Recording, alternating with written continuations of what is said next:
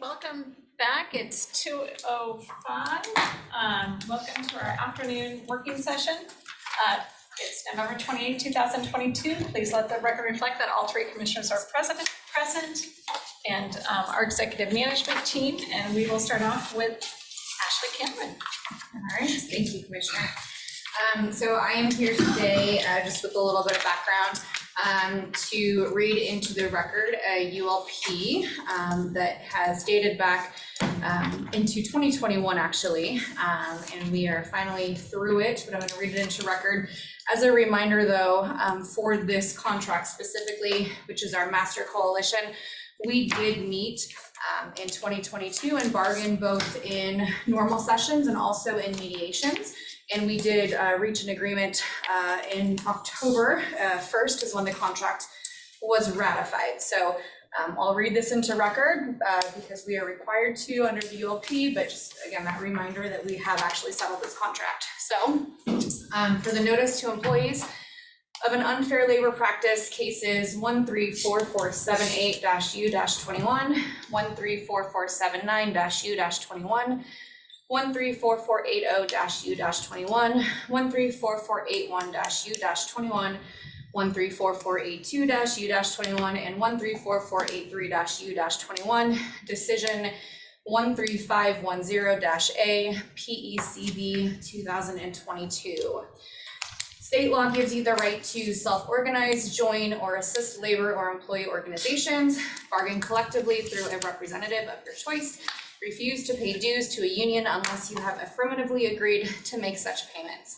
The Washington State Public Employment Relations Commission, PERC, conducted a legal proceeding, issued a ruling that Spokane County committed an unfair labor practice, and ordered that this notice be posted to its employees.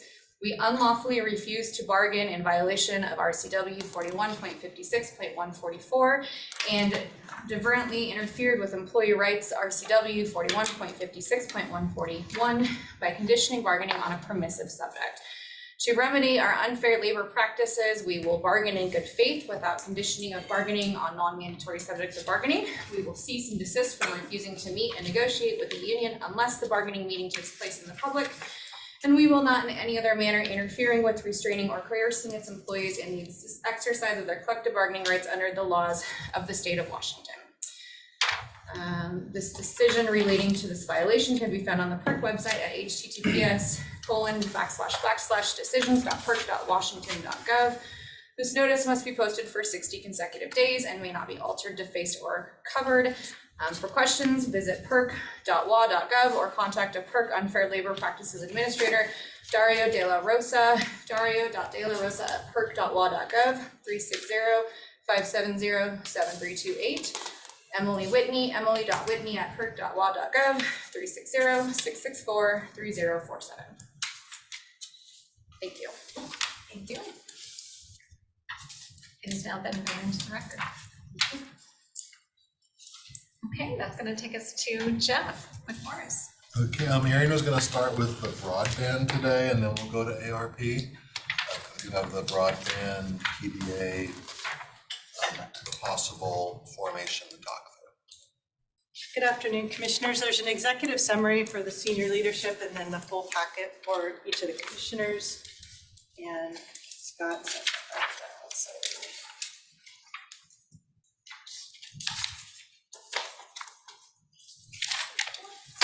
First and foremost, thank you for your time over the last couple of weeks going over this. Those are all copies if they want to go over. Okay. We've received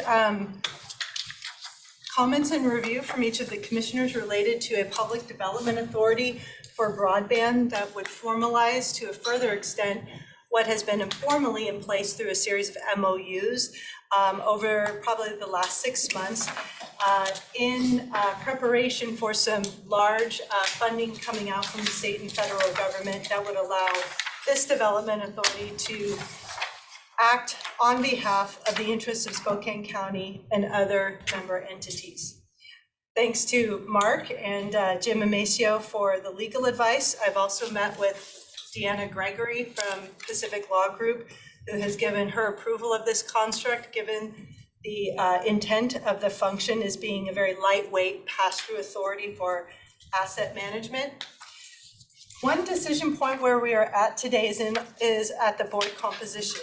In speaking with the three commissioners, we have two options that we'll need to discuss before going forward that both fit within the resolution and charter formation. So I'll go over both of those two options, and then it'll be the preference of the board how they would like to proceed. The first stated position would be either the Spokane County CEO or the CEO and or other executive officer as a standing member. All of these positions are non-elect. The second position would be the Spokane Public Works Director. That is the same on both options. The third would either be a at-large, non-elect appointed member by the commissioners who is not employed by another Broadlink member entity, meaning a city employee of one of the other entities that is joined Broadlink. Another option is to have a third standing member that would be in the form of the county engineer. The fourth position would be representing all of the towns and cities that have an interlocal agreement with the PDA with a population under 20,000. They would have one representative on the board. And the last member would be one non-elect representative for cities above 20,000 sitting on the board. There'll be two working subcommittees. The Spokane Broadband Action Team would roll up under this PDA, as well as a finance committee, much similar to how SHREC operates. Upon formation of this PDA, there'll be an interim MOU for construct components until it is able to stand on its own, and then the Broadlink board and executive director would construct the bylaws. The full resolution packet is there, but I wanted to just propose to you this decision point on the board construct, as that's really a place where we need to understand a little bit more the preference of the board.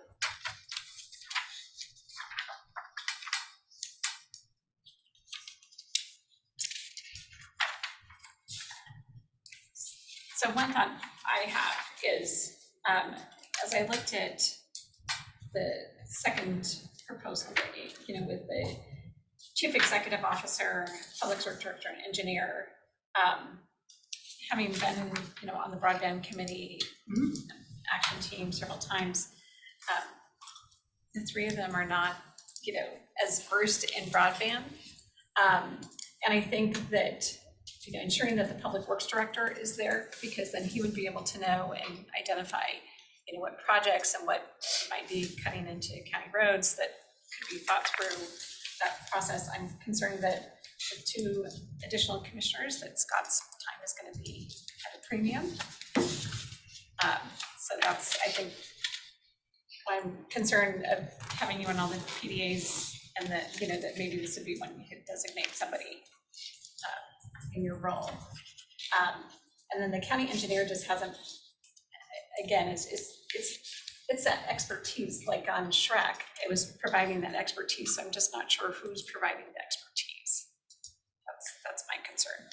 Were you wondering kind of why those persons became on that list? Well, I think I understand partly that, but I think with the PDAs, it's like, especially, like the West Plains and Northeast, it's like, that's your area that you've got that expertise there.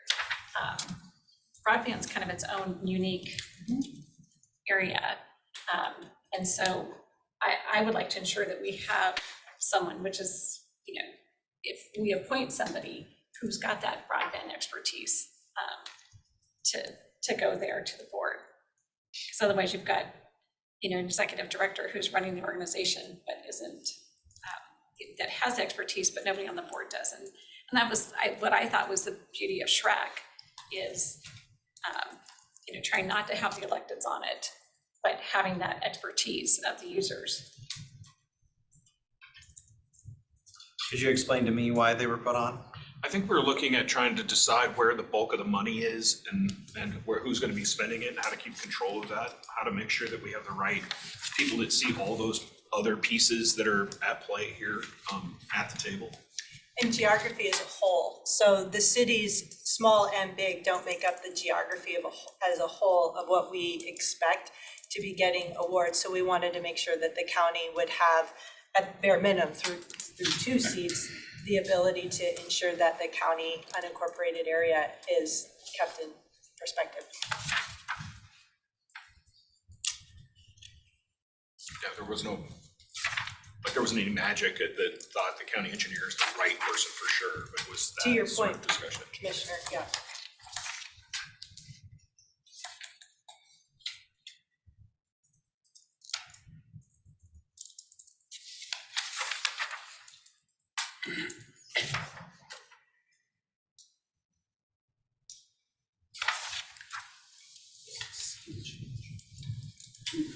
Yes, yes. And we actually had both versions in our drafts. So this was something that the group with Mark and Jim, Amacio and Scott, we went up with. So I thought that really we needed to bring this to you before it went any further.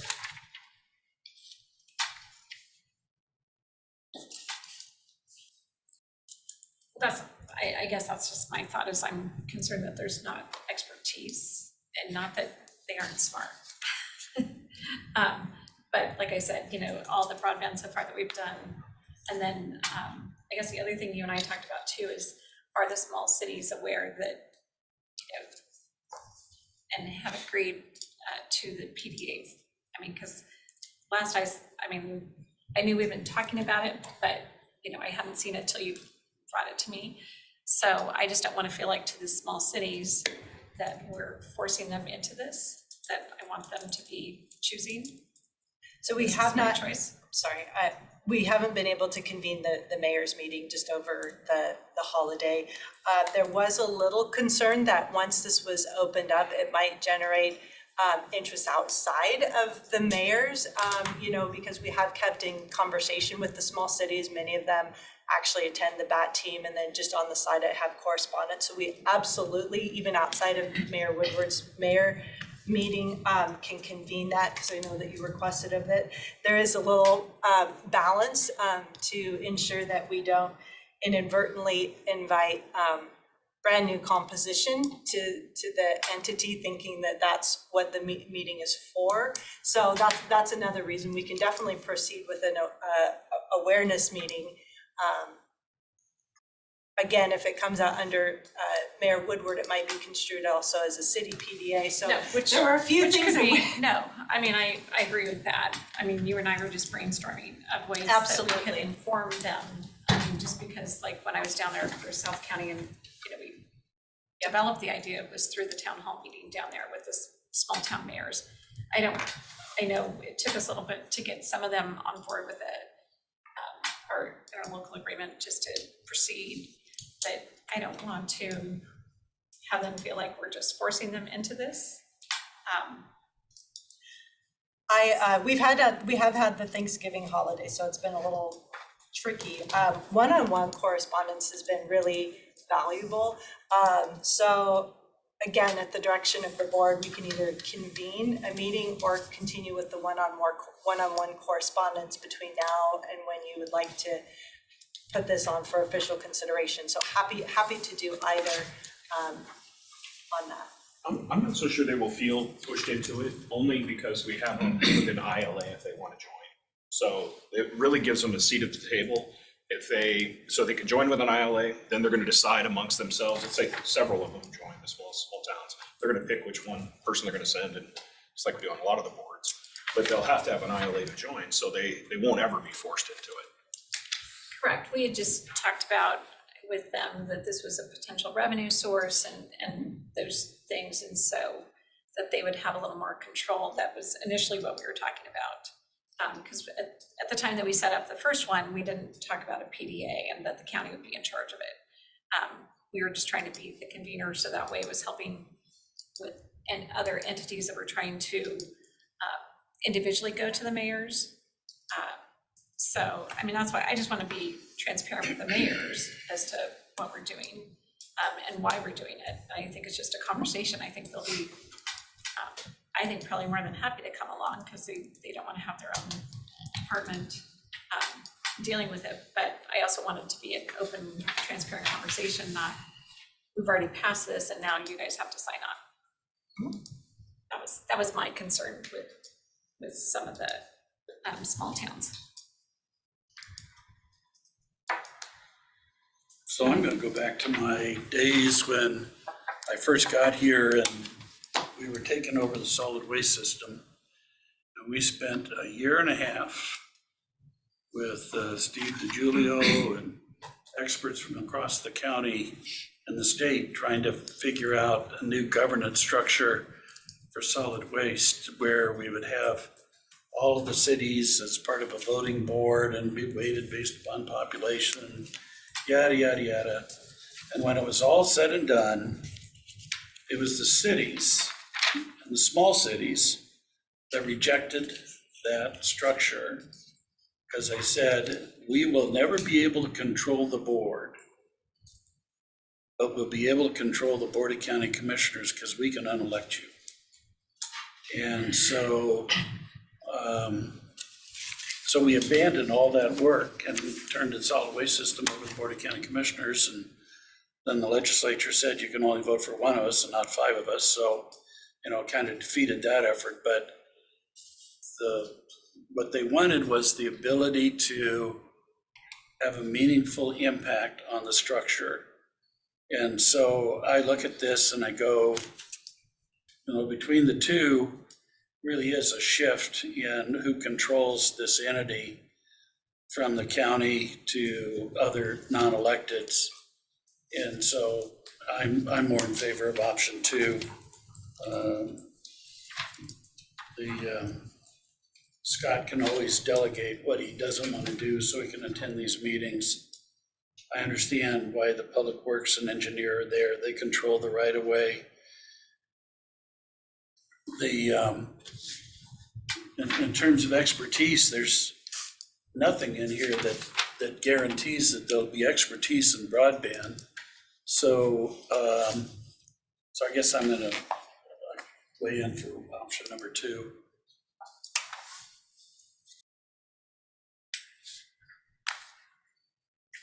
I like the second column myself. I mean, the CEO, our public works director, our county engineer, I trust them all. And I think they, if they're not expertise, I think they can get up to speed and hold their own on a board like this.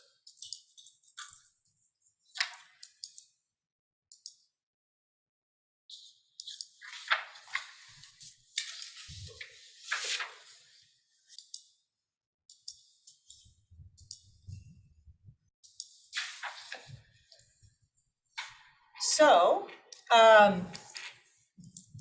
there's a little bit of a time sequencing. The Washington State Broadband Office has issued their notice of funding. I've actually already received emails of entities in the county that are interested in their own standalone response. And so as long as the county hasn't stated they'll be doing either an entity or a single response, we have this little kind of imbalance that we either are going to do things jointly as a region or we're not.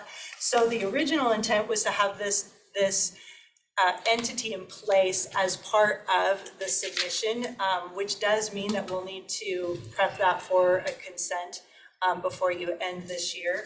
So we can either continue to discuss. I will, regardless of what board composition, ensure that I reach out individually to all the smalls and CC each of you as within the district. But I guess I will need to understand how you want to proceed with choosing one option or the other in order to meet deadlines if the intent is to form this year due to the NOFO and the meeting schedule. Happy to do either. I think that's just where I am, is we can't really prep anything further without a board construct. You just got your input from Okay, two of okay. those. Well, I just wanted to make sure that, I know that there were two, okay, so. Decision not till it comes to signing, agreeing. Exactly, okay. So which entities are you hearing are looking to go on their own then? And this doesn't stop them from doing that. It if we sign a doesn't. PDA. It doesn't, but there was confusion, I think, and once again, while we're developing this without stating that there is an entity, so S3R3 thought they would be responsible for their own submission, but I've talked in detail with them that really their interest could be folded into this. The city of Spokane thought they would do their own. They aren't actually eligible as an entity, but we can take some of their interests and fold it into here. There's a number of private entities that have scopes that they'd like to have the county or this PDA look as part of our overall scope. So all of the pieces are there. There just really wasn't the ability to announce and say, all right, county or this entity is going to encapsulate that going forward, just because of timing issues. So a lot of it's communication. So I'm real comfortable that S3R3 is not gonna go out on its own. I mean, that's just, one, that's not our primary mission. Two, why would we duplicate something that somebody else has already done? So, I mean, unless you've got a different interpretation of it than I do, this is what other people do. This is not what we do at S3R3, so, yeah. In fact, when I talked with Jerry a week ago, we talked about possibly folding that dark fiber Yes. into the Yes. PDA, and he Yes. was very interested in doing that, which I think we can bring some better leverage to that overall construction by having it inside the PDA. So I agree with you, Commissioner. Yeah. This was something that happened right before the break that was a surprise to me. I didn't get a chance to talk to Jerry. So I agree with you. I think it's more holistic. And I think it's just, we haven't been able to say, this is the thing. So everybody goes, oh. And once I talked to Karen for a while, I think she put kind of all of the pieces together. But again, I think it's hard not to say there is a new thing. Even Steve McDonald with the city of Spokane, once I sat down with him, he kind of wrapped his brains around this, because this is kind of a mix between an economic PDA and a SHREC PDA, and what does that mean going forward? So I think it's all good. It's just we have a condensed timeline right now that we just have to process. So. And so as some of these grants go forward though, if they're coming out of the PDA, then, because we can only ask, like as the county, ask for so much, is that correct? No, there is Or a, did they change that in the NOFO? so the limit is actually per request. So you can ask for up to 25 million in your request. It follows suit similar to CURB, is if you have 6 entities from the same region asking for 25 million, it really doesn't look very good. So again, that's why if we can communicate regionally that all of the stakeholders are going to be brought in, and we'll do a comprehensive scope based on the eligibility of this NOFO to get the most out of it. Having that really well put together articulated scope is just going to score way better and minimize the risks in the execution and things like that. So it's not a rule, it's just going to bode way better for us if we are consolidated.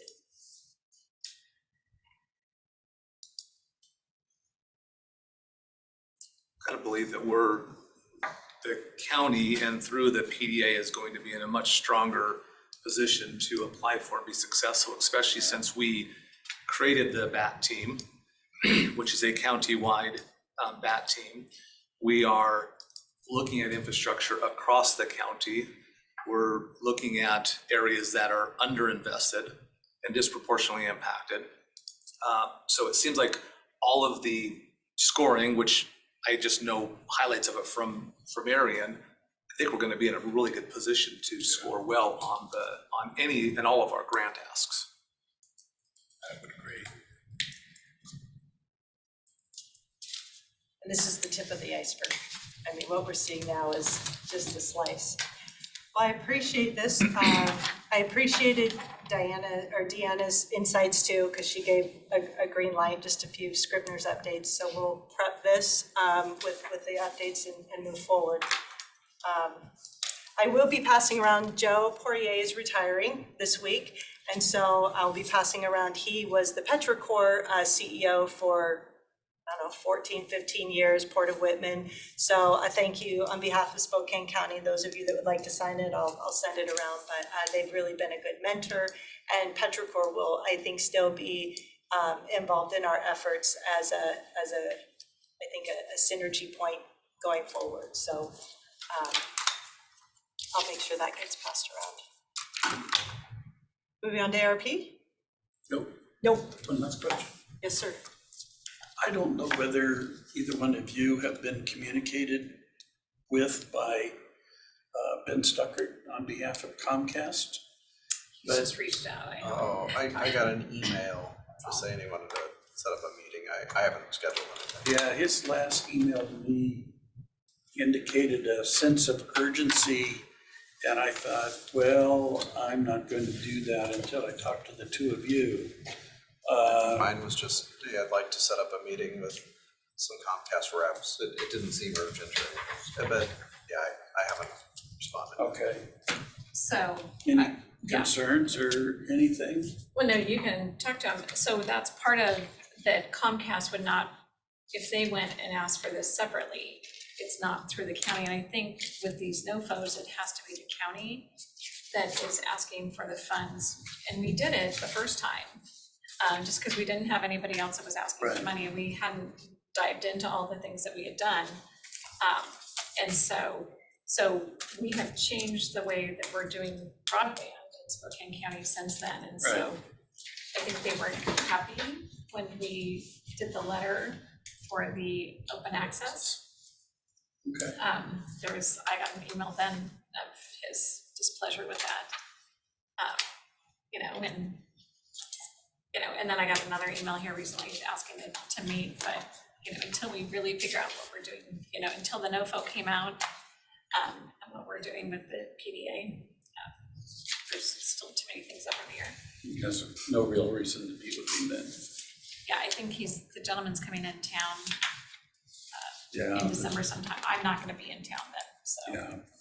I So, think, it's- okay. I think it's just that, is they, Comcast, and maybe there's probably others too, are advocating not to have the open access. Of course, it's their business model, right?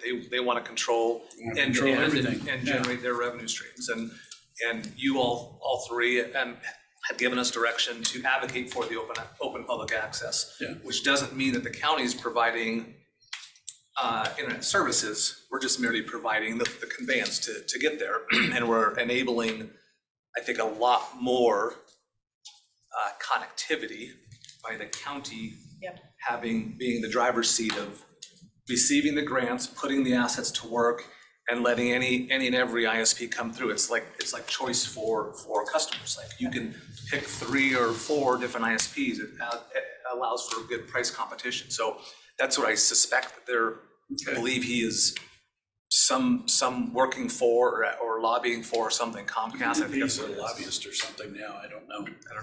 I have no idea. So, okay, I'll go ahead and set up a meeting and let you have my hair for a couple minutes. Pre-COVID though too, I mean, I met with Comcast probably every other year or so, that they'd come in here and usually just give an update. Hey, here's what we're doing in your area.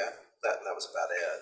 But they You didn't met with really, them in the last 2 or 3 years? not some, So- it was before COVID was the last time I met with them. But like I said, it was mainly just hey, here's projects we have going on in your area.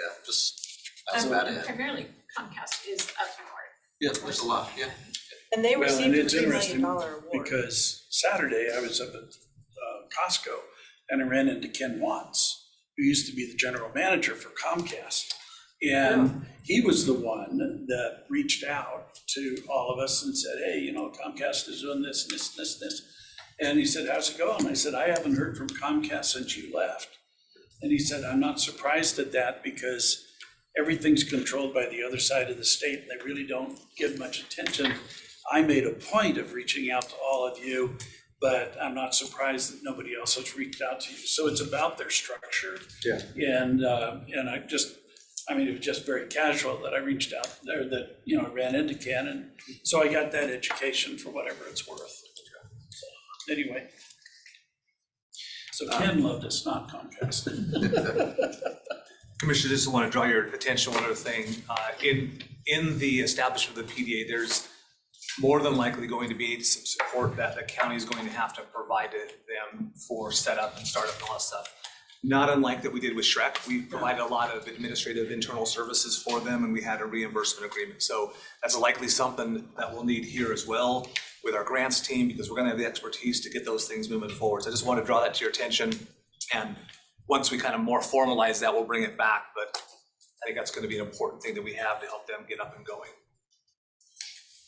So we don't have any kind of high-level business plan yet. Nothing that we've established. I don't believe so. I have some things in draft format, but my understanding is that once the PDA is formed, the board does the bylaws, they start working on that. So I told Commissioner Cuny I had something in draft form. It is not at all baked as much as the charter and the resolution. So following suit with how Shrek and others were formed, that was going to be the next. Expected revenues, expenditures, initial balance sheet, all of those are in draft format. Isn't that similar to what we did with the other PDAs, as we created the entity, but they created their own structure and their organization, their budgets and everything? Isn't that what we did there too? So what I recall with S3R3 and Northeast, PDA. I wasn't Of involved course, the in the early university end. district had their own structure. They morphed into But the, we set up how much we were gonna contribute as we formed it. So like, The startup money. yeah, the startup money, yeah. You know, so we knew how much that was, and we knew what the revenue sources were gonna be, which would be the incremental tax income, and that we were committed to doing that until it started up. So that's what I'm looking for here, Okay, is just the basics of yeah, what's the economics? what are we committing to? Yeah. And what are the future revenue sources, so that way we know we've got an out, that it's not a continual $60,000 a year, or like in the U District's case, we know it's $50,000 a year, because we know with the tax increment that wasn't gonna catch up Right. anytime soon, so we knew we were committed to $50,000 a year, so. And like Shrek, we gave a loan to get them going. I When don't they remember knew the dollar amount. they were already set up Yep. to know how much it was, but they knew they had their revenue sources, because Yeah. they weren't Yeah. changing. Yeah, but it was just to get them up off the ground. Yes. I think it's paid back now, but Yeah, I don't recall how much either, but yeah, Commissioner Keeney's right. They already had a 1/10 that was coming in. One thing, I believe, Arian, with these grants that we'll be applying for, there is some administrative Yeah. capabilities within that, right? So in my mind, I was thinking, Commissioner, that would be used to pay for county staff until the PDA was fully taken it over. Which I'm totally happy with. I just want a basic level of knowing Yeah, what what we're it is. committing to Yeah. as commissioners, because that's a financial commitment that if we sign the PDA, we're saying in there we've committed, but we don't know what that number is or what it should be, so. I can have a draft balance sheet, very high level, by next week to accompany the more final version. Or it's gonna be, we're committing to whatever we think the startup costs are, and knowing we're doing it on behalf, the cities aren't gonna be seeking reimbursement or any of that, so we've just gotta be ready to know what we're committing to. Are you comfortable with it just being a loan like we did with Shrek? And saying we're gonna loan the PDA X number, whatever X is, and then being able to recover it? So Shrek we had the 1/10 money, so Yeah. you knew that it was there. Right. We don't have any revenue stream yet, so to me, it's like the other PDAs where you think it's gonna do well, but until then, you're committing Yeah, on behalf of just the commissioners to put in so much money, which is not in our budget right now. We have a couple non-general fund sources, some of which are tied to the activities in the BAT team that are in the works. Those are the cash isn't in the bank, but they're definitely on their way. We also have a remainder in our broadband other category that we haven't spent down. We'd have to talk to county legal qualify for either a sole source, because it is the only PDA in Spokane County for broadband other. That could be a portion of that seed money for this. So I think there are ways to, if there does need to be an additional investment before Scott's point, the large grants, we have some without general fund commitment. That's where I just want to make sure we have that. Yep. Before I'm willing to sign on to the PDA, because I mean, it's one of those things that it's like, I feel like we've got to know. Yep. Where we're headed. I had this in draft format and I'm happy to polish it up for next And week. it doesn't have to be a full balance sheet, it's just, okay, we're gonna need the county, or we can use ARP, because those are all new things that I'm hearing, so that's what, I can't commit to a structure unless I know how it's gonna play out That makes financially. perfect sense. I And it would, doesn't have to be perfect, I mean, that's where it's very That's high right. level. I think it's probably less of a balance sheet, more of an income statement. Yep. I would be advocating for and setting this thing up so that the county's not necessarily putting dollars into the PDA. They are utilizing some resources, existing resources that could and would get reimbursed once grants are received. So administrative costs that can be recovered from grants pays for our time coming Sometimes back. grants you can't go back on though. Right. You can only go forward. Yep. So, I mean, that's where I think you may need to have some seed money to get it up and going. Yeah, we'll have to look at some of what we think the early activities are gonna be to see what kind of dollars might be needed. But that's where, I mean, that's why I'm just, that needs to be, in my mind, for me to sign on to it, I've gotta have some of that figured out. In my kind of forecasting, we have a now to June 2023 kind of window. Come June 2023, we will have likely responses from the first chunk of those grants, totaling probably up to about 45 million, we'd know by then. That will help us then set that first and second year operating budget, and then we would have that 3-year on budget going forward, which I think is important that we understand what our ongoing revenues outside of these large BEAD and TIA WISBO funding. So in my mind, that's what I was looking at, trying to prepare something. Okay. Okay, then that will accompany a final draft next week. Thank you for your time. This is really exciting to see. And when I was at the Leaders Conference a couple weeks ago, there are dozens of counties facing this same scenario, and they're very interested in how this will play out in Spokane County. So we need to see if this fits other areas' needs as well.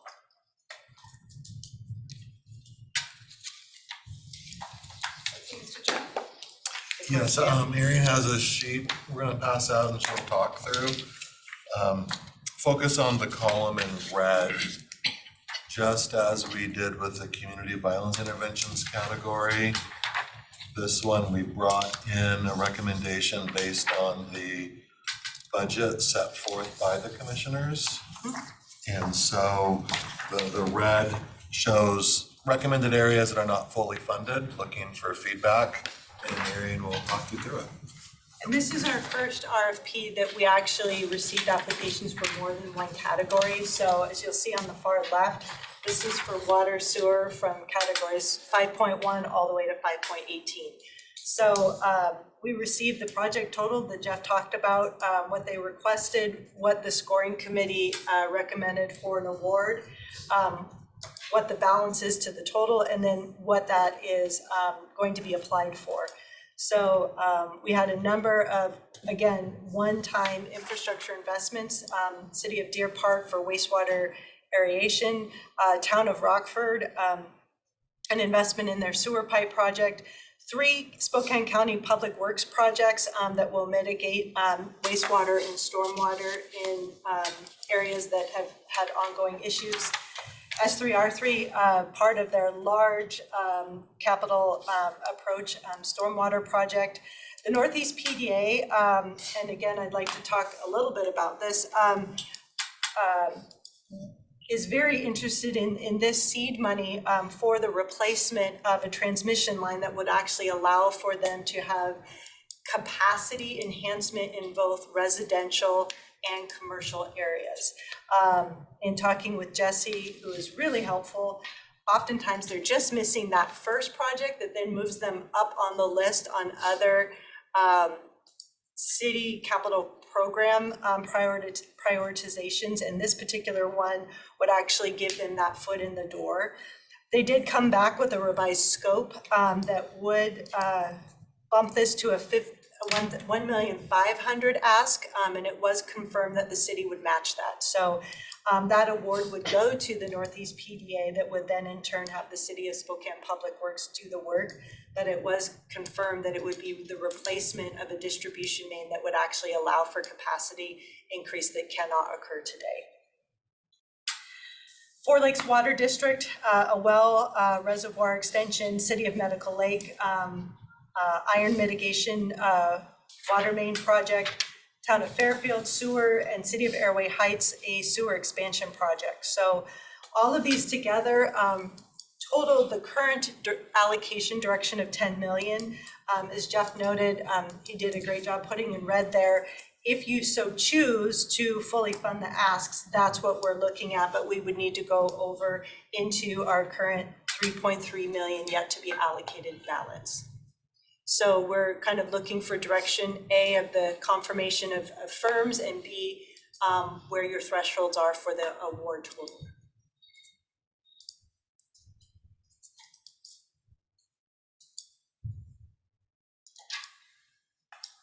I've got a couple of questions. So on the City of Airway Heights sewer expansion project, do we know where they're at in their permitting process, and will these funds be able to be?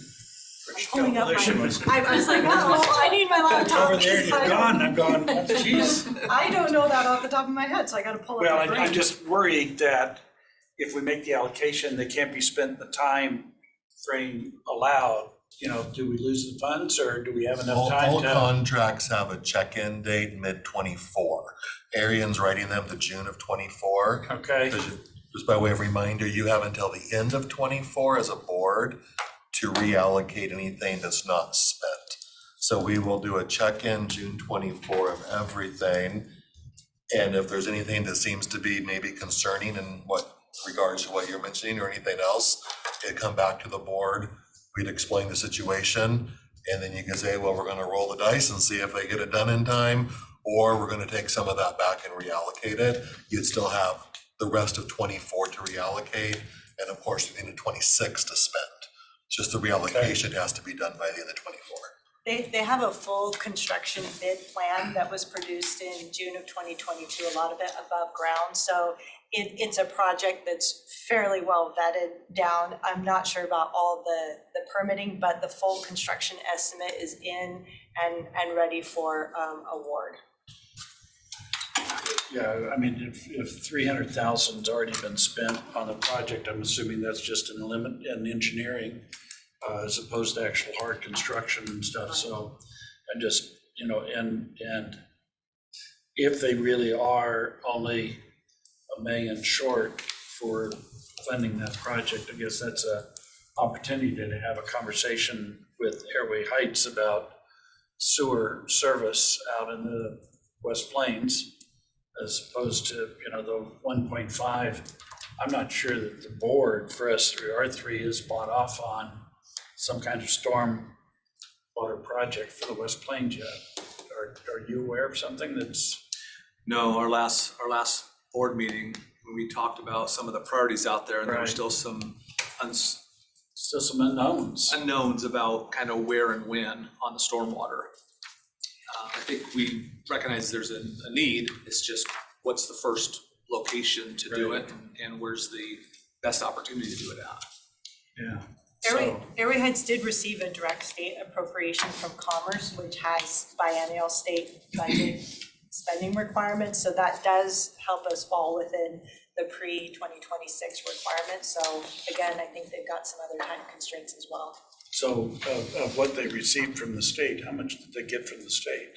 Not nearly, so they only got 291,000. So we're paying way more than what they received from the state. That difference. Yeah, that is the difference, yes. Yeah, yeah. So they'll be going back to the legislature for more money and stuff, so maybe that delta there is not as great. Some of the small ones, we're doing the full amount, but we've tried to not fund full projects, especially with other entities.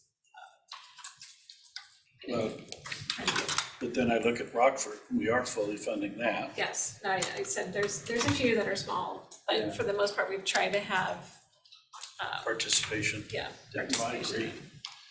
Agree wholeheartedly. Another option that is on the table for the board to consider would be, this would give them some funding to use to leverage against other funding in the application. If there's money still on the table, which at this point is 3.3 million, in the future, you'll have the choice of either putting in another RFP in a category, or you can say what you have already funded, there's a project that has a delta that you need to fill. And you can add to a project you've already funded without going out to RFP. Am I saying that correct, Arian? We're gonna have to take those by case basis with legal, just because of the constraints, as long as it follows, the scope of the award doesn't go beyond the initial contract. So once again, generally, that's true, but we'd need to just vet that as we go forward. The same would be true for a firm that isn't able to spend their same award. We would first look to other peer awardees in that same category, and if they have cost overruns, we could redirect there. But a lot of this has to be one-on-one, and unfortunately, there's no blanket, but in general. So this is the last of all of our current RFPs. Yes. So we're just a little shy of covering everything that's there, covering all 4 of those, but I mean, you pretty much pick any of those 3 and cover them all and get all the money out on the, we were criticized pretty heavily early on for not getting the money on the streets fast enough, so we'd be the only municipality that I think has gotten all their money on by the end, out the door by the end of the year, if we pick 3 of them and be done with ARP. I don't know that I mean, we're already putting 10 million into this category, but Yeah. it seems like a lot for this category that I don't know that I'd be interested in funding the rest of. I think on some of these big, the big ones, it's like trying to figure out what are their other additional sources that they could go after and leverage these dollars for. Infrastructure was my #1 category the whole time, because it's like, that's the one that 5 years from now, we'll still be able to point and say, that's what those ARP dollars did. There's a lot of, I mean, when we look at what some of the cities are doing, it's like 5 months from now, you won't even be able to tell what the hell they did with the money, so. I have no problem putting more money into the infrastructure category, because it's long lasting, but that's just me. So that Deer Park project, so it's a $6.86 million project, and we're putting 546, even if we bump that and fully funded their request at $1 million, they're still 5.6 million short of being able to make that happen. That will be a ratepayer funded project. So they have the rest of the money. Oh, they do? Oh, okay. Well, great. Okay. Yeah. Yeah, And that's an odd number, because quite honestly, after the committee picked numbers for everything else, that was the amount that was left. And so to stay within the $10 million as directed, that's Okay. why that's an odd number. That's just the way the math worked.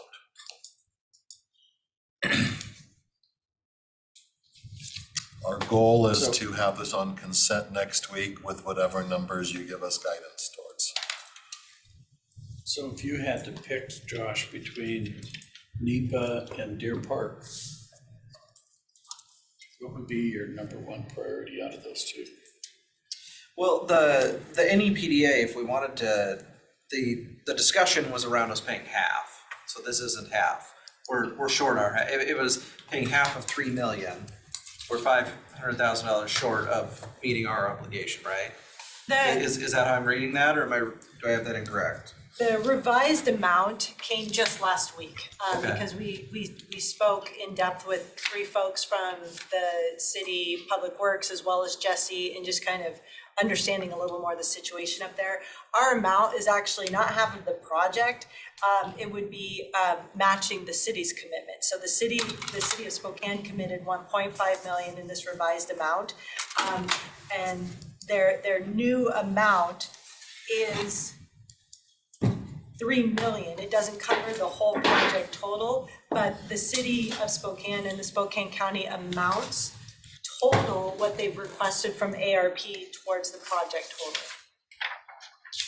You lost me there, so. We're not completely funding that. Are we in the city supposed to be equally splitting $3 million? Yes. But we're only doing 1 million, not our 1.5. That's because the additional information came after the committee first met. Okay, so if I had to pick one, I would say that one, so we're meeting our obligation, or at least our agreement of splitting the 3 million. That's where I would go. Is the city committed to the 1.5? So we understand. And Arian would write a contract to require that commitment for our money to be released. Similar to what occurred with Innovia, that our up to amount is conditional. And this did evolve a little bit, Commissioner Kearns, the scope has. So it was originally going to go, I think, all the way up north of Francis. Yeah. That was the 5 million. Right. They peeled that back to just go on Freya from Wellesley down south in front of the Esmeralda Commerce Park. And they had revised the scope down to 2, and I think that's what had gotten discussed with the committee perhaps. And then as of last week, they've looked at some of the, I think the finishing the both sides of the road and stuff, and it's went up to now 3 million. So their ask was though to do a half, 50-50. It's always been 50-50. Yeah. All the way along. Their totals just kind of waffled a little bit. Yes. 3 million is what we understand the last and final is. So, thank you for the education. No, it's really helpful. I would campaign that we reduce the S3R3 to $1 million and put that $500,000 for NEPA and just shift the dollars that way so we can get that project funded, because the quicker we can get NEPA making money, the better off we all are. And I'm not aware of any specific project for S3R3 for storm. I know that there's a big nut out there for us to address, but I don't know that $500,000 is gonna make the difference between whether it goes or not. So. I did speak with Jerry, and under the eligible categories that could be funded, this is really the only one in infrastructure that fit for S3R3, so that's why they're staying in that one. No, I fully understand the need to do it, but is the need immediate? Yeah. Not more immediate than NEPA is, I don't think, and stuff, so.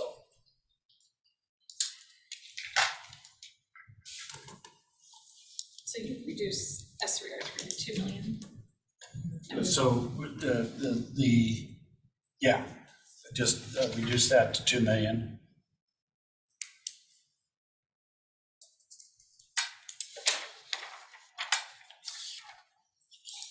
And increase NEPA to 1.5 million.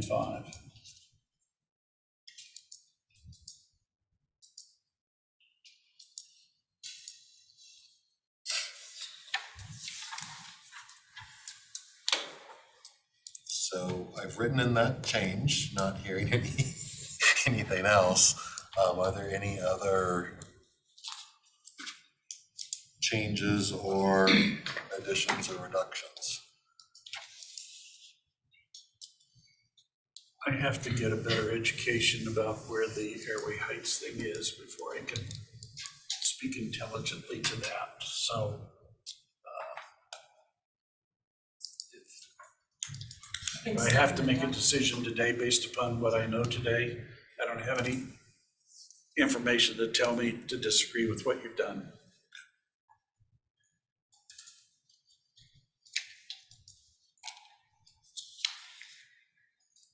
But that could change by 3.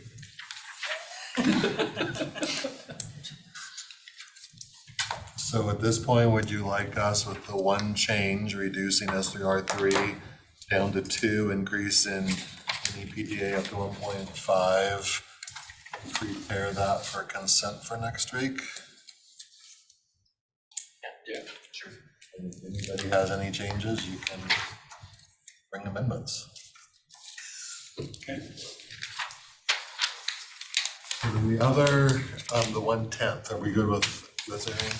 Yeah, I think you've got the 1/10 stuff. So the 1/10, you'll recall, there's been a few, over the course of ARP the last 6 months, there's been a few projects that came in that you as a board chose to fund through the mental health 1/10 instead of through ARP dollars.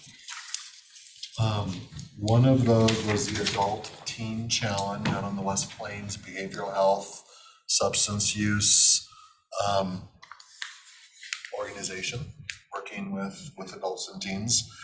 They are expanding, which fits under the 1/10. You awarded them $300,000 about a month, 6 weeks ago.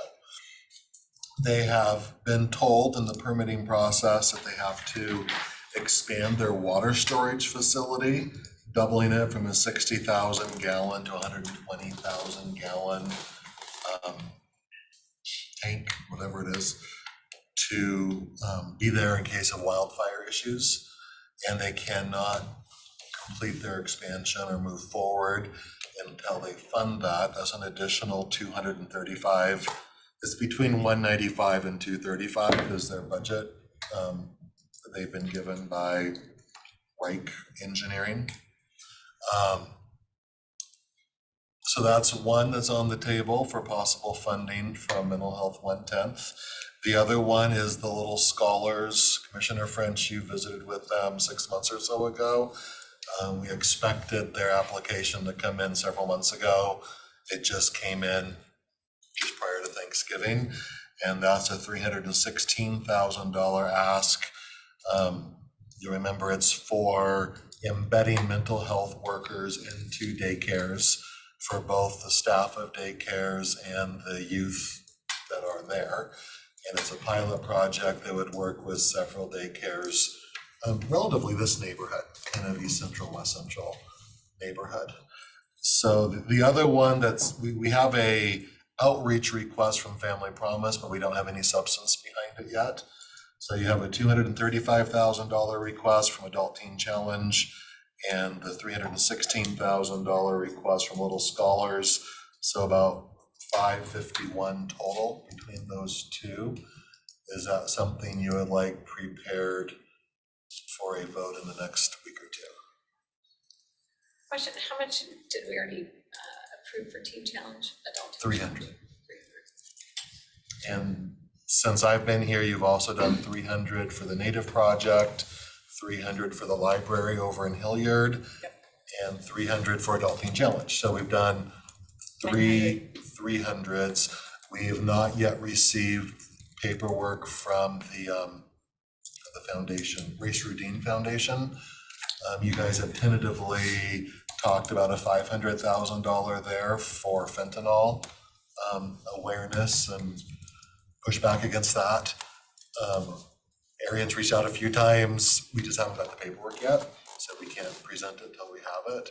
That would be the other one that is outstanding. There's plenty of money in the reserve account to cover these.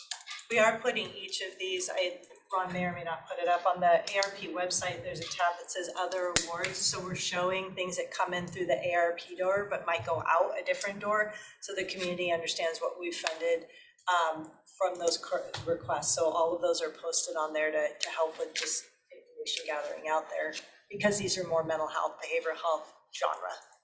So they understand that these are one-time dollars. And these are one-time, well, the one is a capital project, so very one-time. And yes, Kara Bowers at Little Scholars has been informed and re-informed that it is a one-time So otherwise if we, pilot project. yes, for them to see and to do the, in my mind, having them do the matrix so that way measure so they can talk to the state about how the state funds that in the future. So that is in their scope. Randy, in his prior life, we sat down and we actually created a direct allocation request package. So it denotes on there whether it's a one-time, reoccurring, what the deliverables are, what the source is, whether it's mental health 110, so that it's very clearly delineated on this, the one-time, the metrics, and the closeout. And that just helps tie the knot on these sales tax allocations. And we've let everyone know that there's quite a few reoccurring items that are funded through this pot, and you're not in a place to take on additional reoccurring, but there is some fund balance right now that can do some one-time things. So we've been very, very direct in that communication. To your point, Commissioner, I mean, having this go to the state is really where it needs to go, but we need some analytics for that.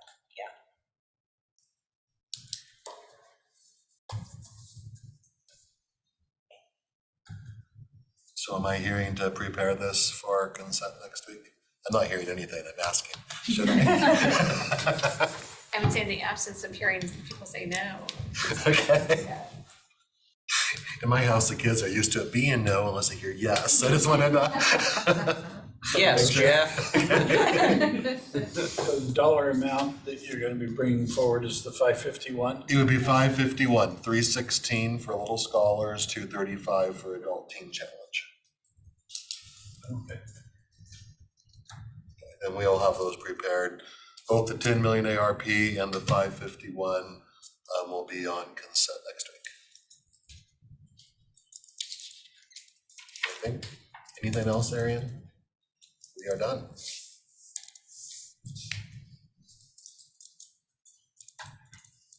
And that takes us to Randy.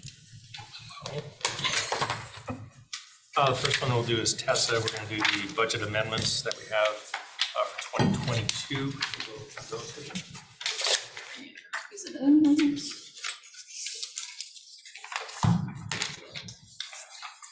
Thank you.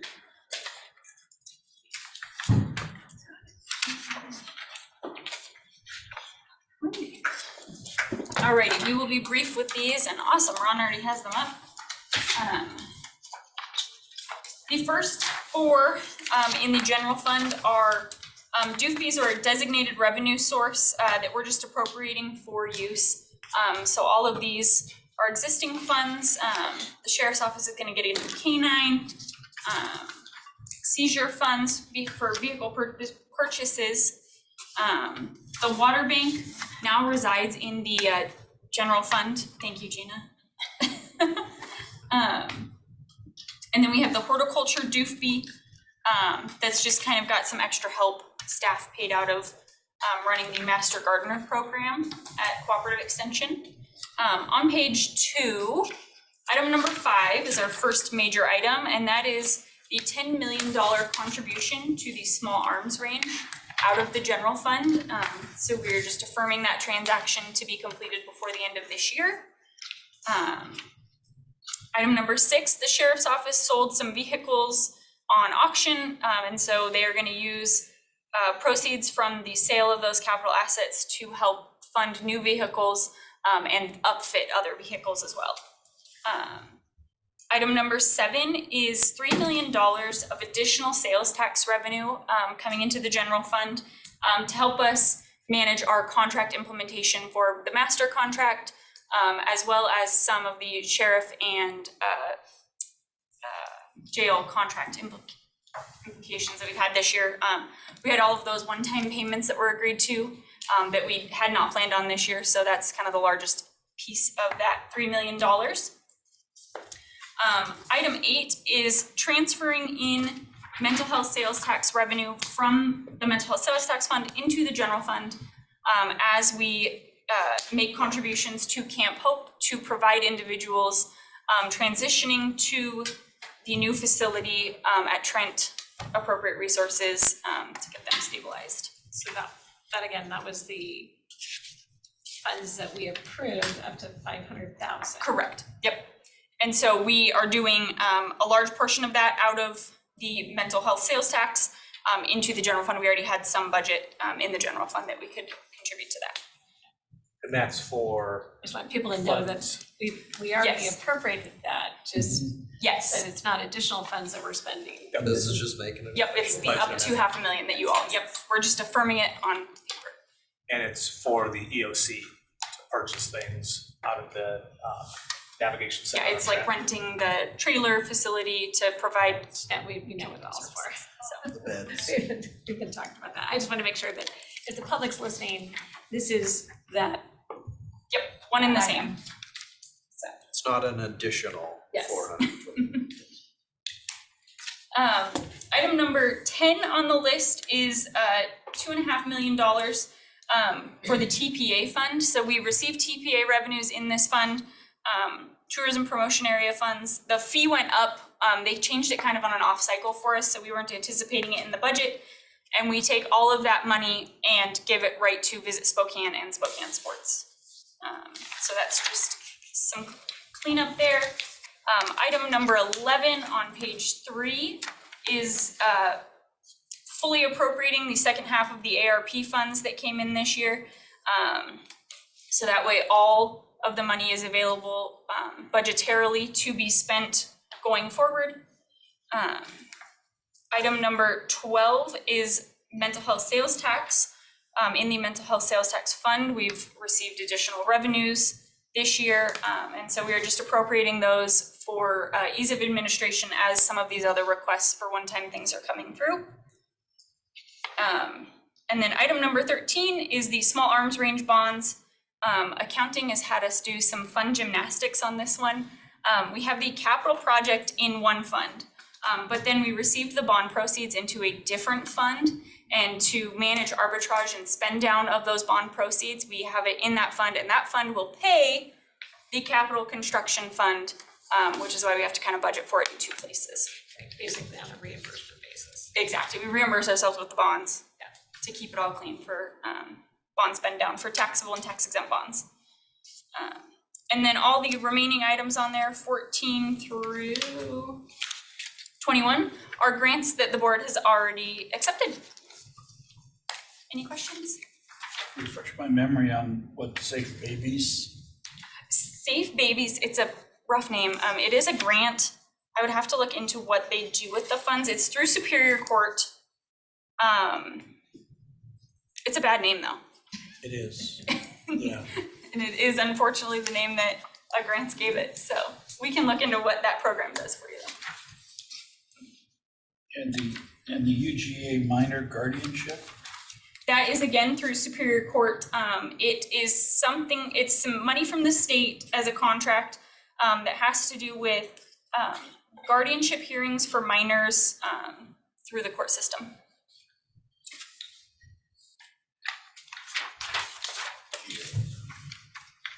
UGA minor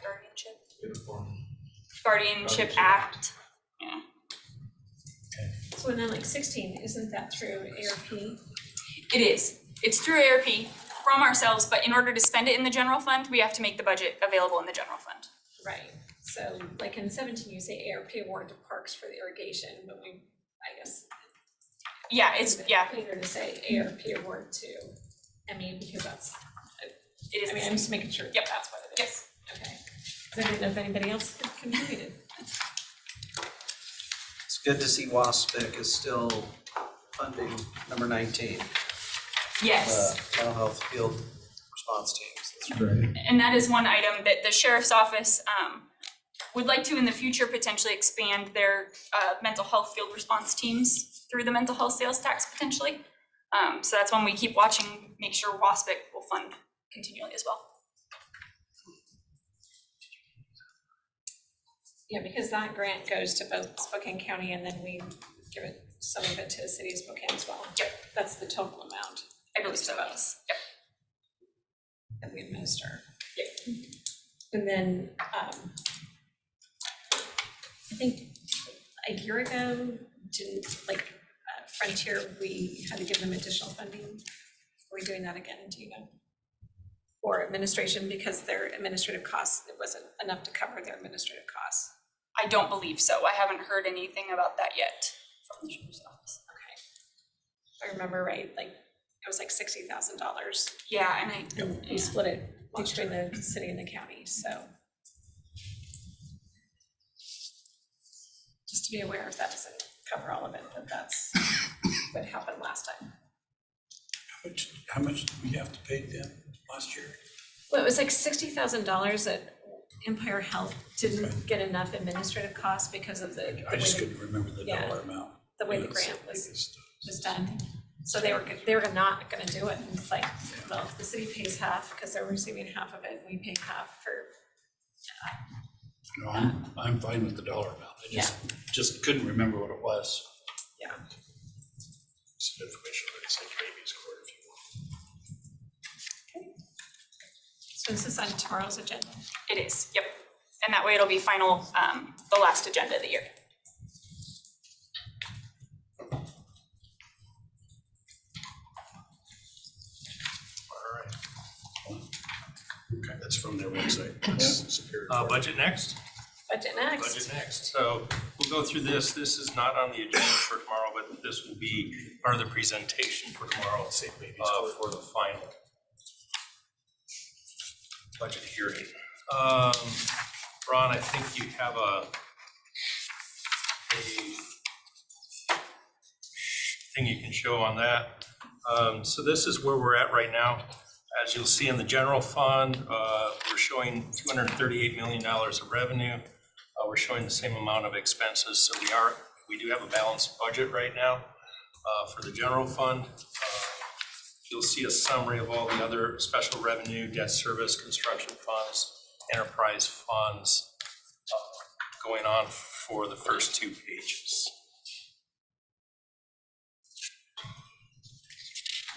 And this is the form, the first 2 pages are the form in which we adopt the budget.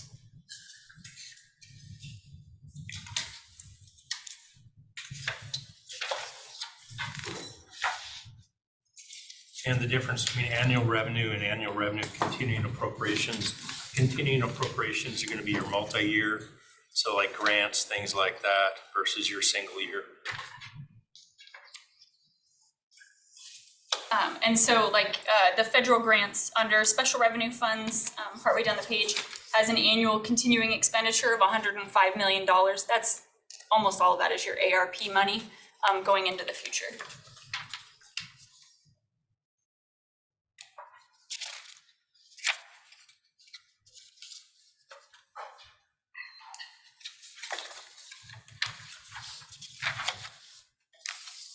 Where's that one? Oh, federal grants.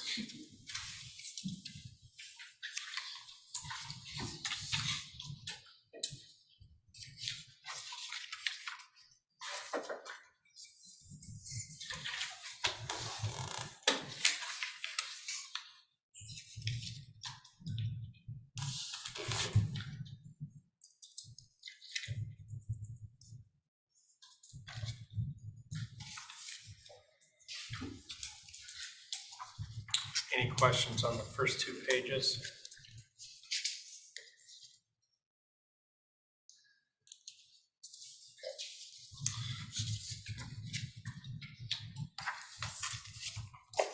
Hearing none, we can walk to the 3rd page if you're ready. The 3rd page just shows where we started. The middle column talking about the September preliminary budget. That is where we started when we showed the $3.2 million shortfall in our general fund balance. The 4th column shows our updated preliminary 2023 budget.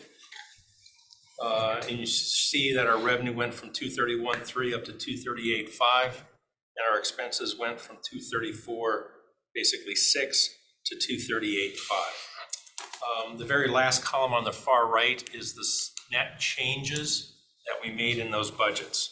So for example, property taxes, we've increased that by 95,720, sales taxes by nearly $3 million, and charge for services. And then on the following pages, a couple of pages, we have the details for those changes if you'd like to walk through those.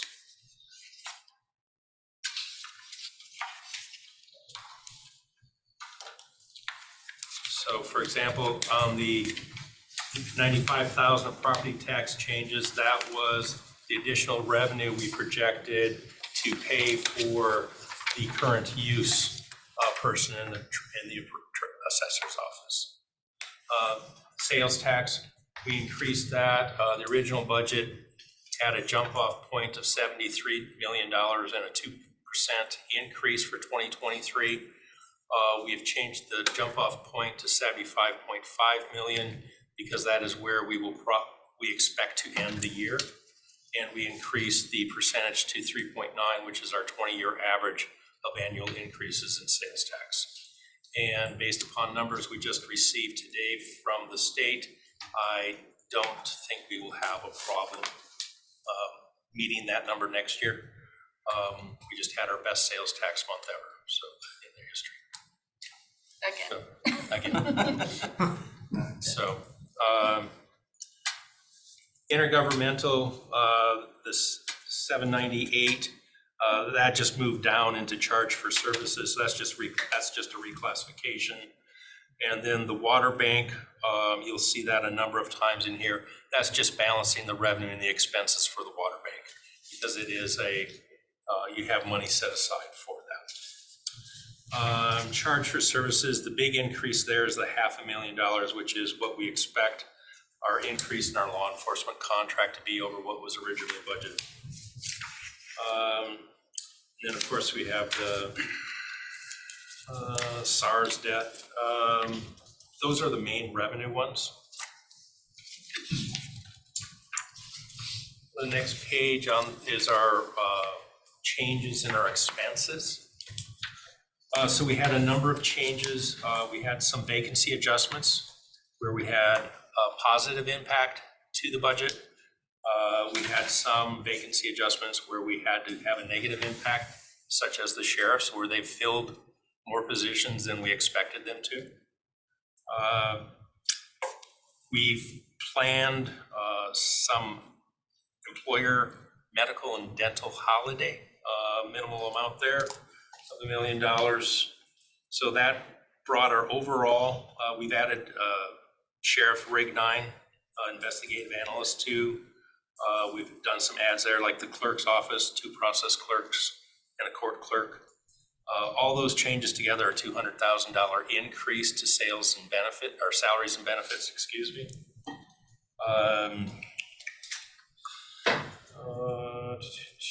Let's see, supplies, we're just reducing to historical. Anything else, Tessa, other big in there?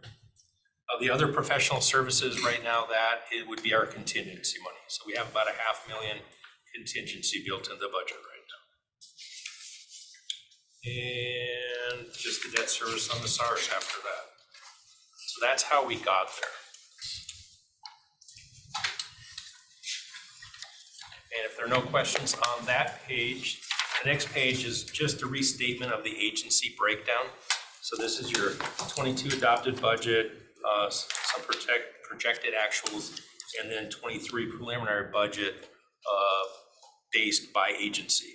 One thing you will note that's different in here, I did break out auditor elections from auditor because elections is such a wild card. Do we have 3, 4, 5 elections in a year? Is it even year? Is it odd year? So we've broke that out purposely, especially when we start looking at revenue that is related to elections.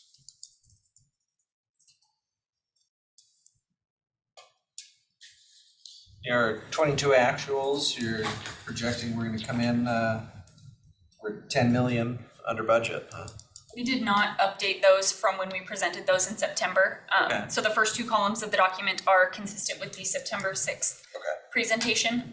It's just that final column that we updated. Okay, so We didn't quite have enough time to do all that. may still be 10 million, may not. It may, but again, we did sign some contracts in October. Okay, And so the impact of those should reduce that some, okay.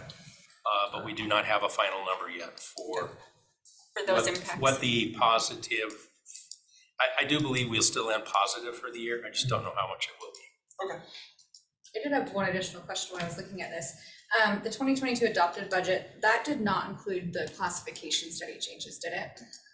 We had a small contingency But not the full. but not the full. Okay, perfect. I just, looking at some of the departments, it makes more sense knowing that they're maybe not in there. Yes.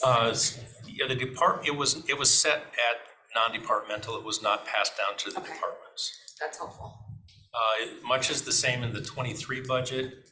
The late adopting union contracts are not in their budgets, but it's in non-departmental right now. Okay, so it's budgeted, but it's not departmentalized yet. Thank you. Yep.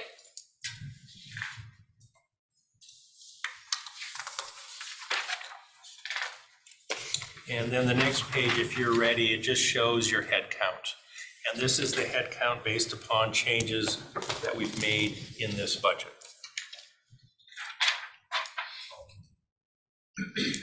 So for example, you'll see the clerk's office, the 3 + 3 there, that's the +3 that you guys approved for the clerk's office. So back on that other page, like. Yes, Mary? DEM, Department of Emergency Management. So their 2022 adopted budget was like we'll say 500, and the preliminary budget is 685, but I don't remember. Yeah, I don't remember them coming and talking about supplemental requests. And did I miss that? I honestly don't know. That's where I was wondering about Flip back the one page. class study. Yeah, that's wages. Because if they got their class study, it was not budgeted in their budget, but if they are all impacted by that classification study, then it would have hit them and it would be rolled into their 23 budget. So for example, if they got a big increase based upon the classification study,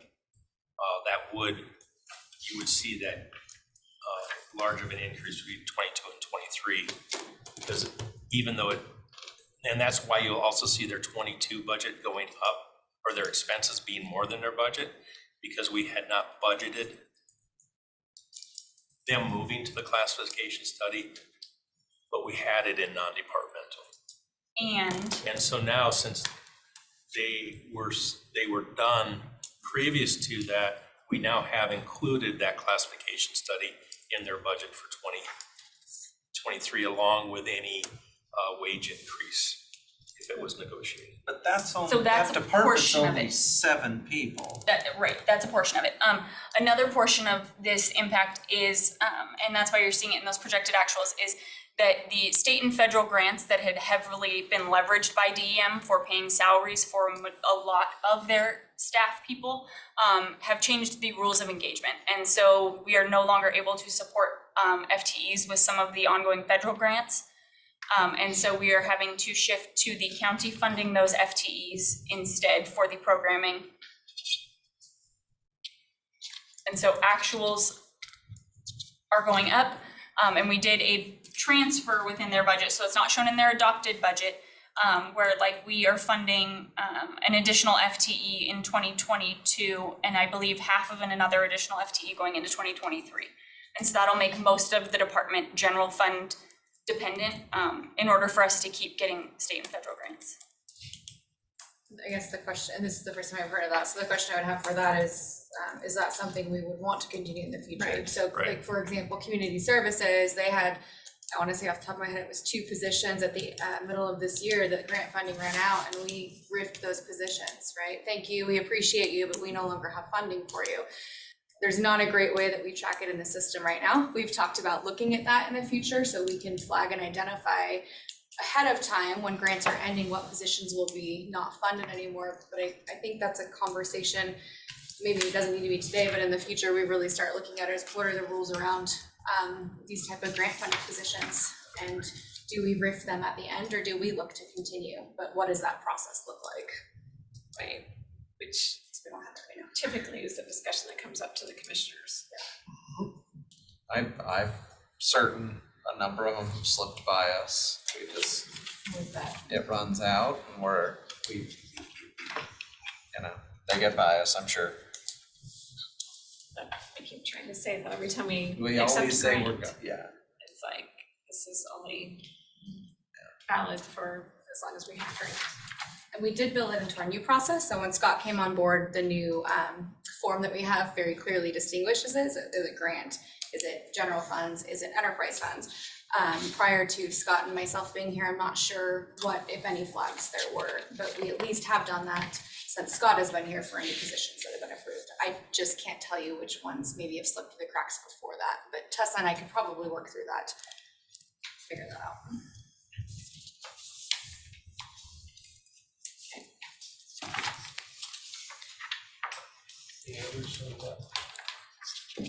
Any other questions on those two pages? I've got a question on, Yeah. are you moving on to the FTEs? Where would you like me to? Yes, sure. So budgeted, we've got 2062 and a half. Where are we on actual right now? Ballpark, within 1,000. Well, I know that we're not fully staffed in a number of departments and stuff, and I'm just trying to figure out how many vacancies do we actually have in the county right now that are budgeted but not filled? We're head count right now, 1830 is right about our number for regular full-time employees. Yeah, I was gonna say, this 2062 seems I high. feel like that might have Gotta- extra helps in it potentially. No, so this is, So we're running a little, almost 200 employees late.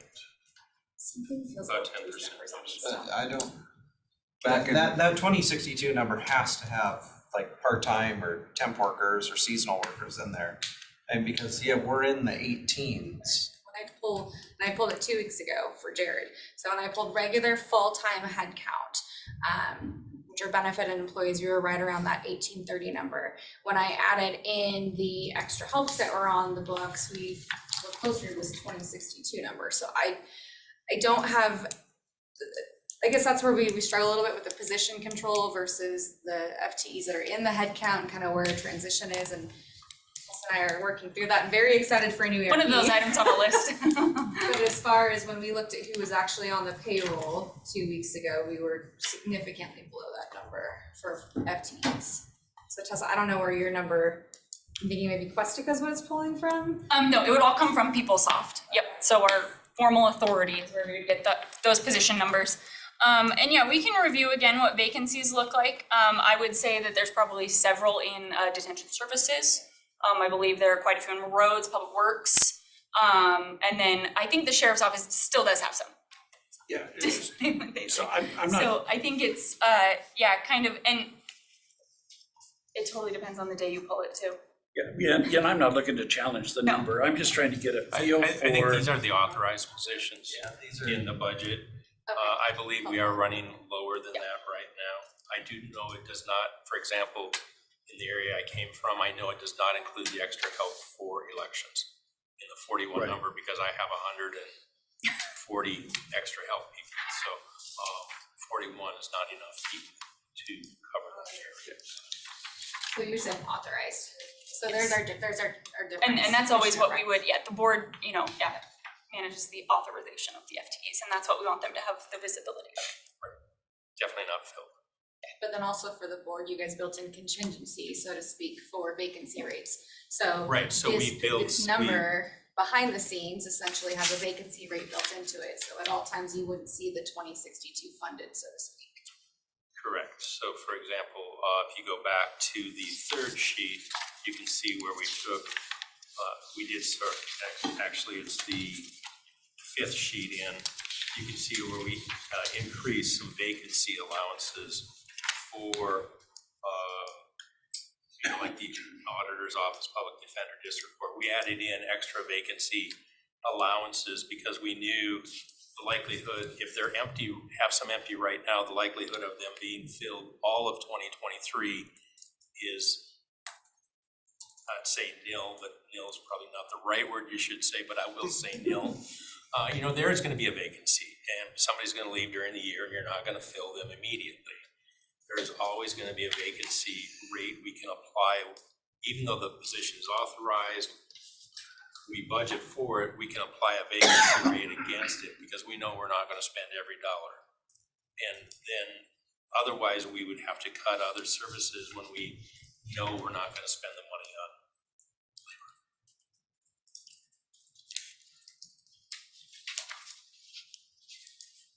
Question, Greg? And then the last 5 pages are just a listing of the supplementals and what we have funded and those that we did not, as far as in this budget.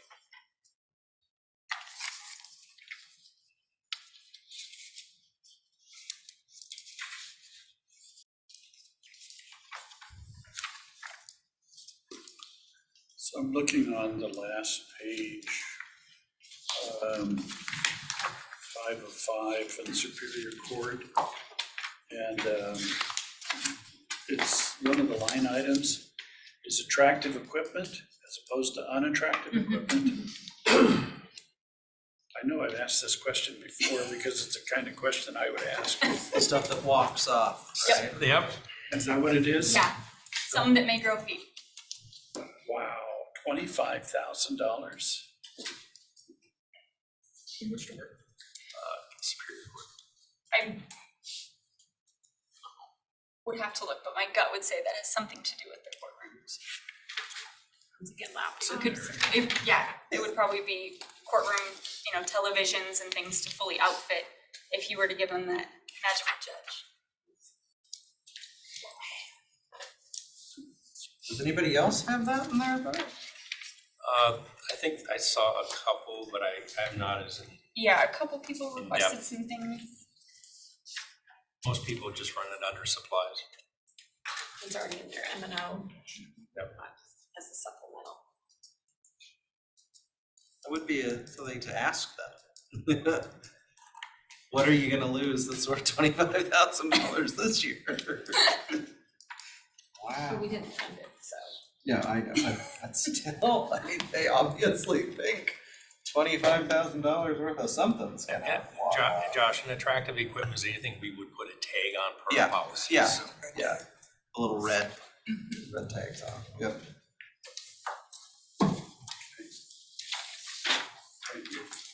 And that's almost back to time here, I guess.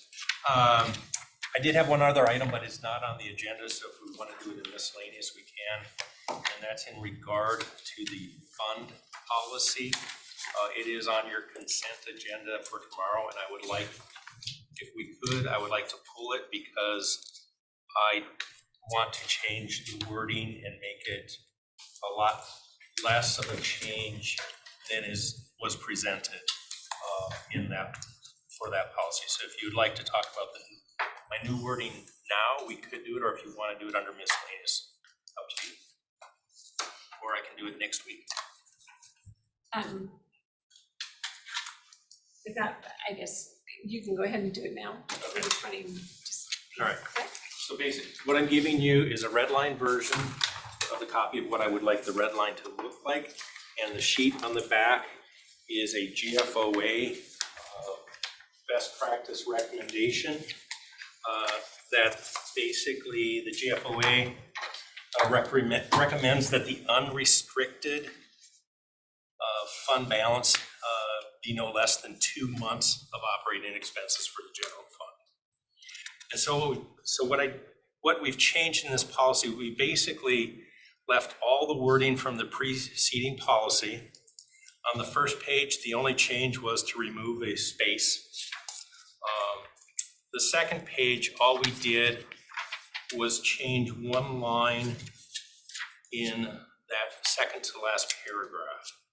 The line used to read, the BOCC is committed to maintaining a minimum balance of no less than 10% of the county general fund. And then it had a period of the general county fund, the current projected annual revenue of the county general fund. Only the BOCC will have authority to remove it. I'd like to change that to say the county shall maintain a minimum unrestricted fund balance of no less than 2 months of the adopted budgeted operating expenses of the county general fund for the subsequent year. And just stop there. That last sentence, only the BOCC can change this policy, so that last sentence is duplicative. And we have defined unrestricted fund balance on the first page, meaning committed, assigned, and unassigned fund balances. So in a fund balance, we have 5 breakdowns. We have the non-spendable, which are going to be your loan that you gave to PFD, your inventories, your prepays. You have your restricted, which come from the state for a higher level than us. And then we have everything that's under your control. And so what we're saying is in everything under your control down there, we want to put 2 months of expenses into the committed balance, which is what GFOA recommends also. Which is just the change from 10 months. From 10% 10% to 2 months. And Yep. so this is the GFOA, okay. Yep. Because I was gonna say, that's what I had asked for, but I hadn't seen it, so. Yes, okay. I just printed it out for you today. So you've not seen this, so we don't need any decisions, but you can look at this, ask me questions during the week. If everything's fine, I would like to put it then on next week's consent agenda versus this week's. So the only thing I would offer up is that instead of going for the subsequent year, I'd go for the adopted budget. Okay. Because it's a higher dollar amount. They're the same, there's this, yeah, I want the adopted budget for the next year is what I would like. So at year end, on December 31st, when we do our financial statements, I would like 2 months of next year's budget set aside, so as we go into Okay. it. Because Okay. typically budgets go up. Yeah, when it said subsequent year, it maybe Oh, last year. okay, I don't want to be last year, I want to be No. next year. subsequent being next, yes. I can change that of the next year's adopted budget. If that's all right. Sure, would be preceding. Preceding is the current, so right now, current would be 22, preceding would be 21, subsequent would be 23. But I can say of next year's adopted.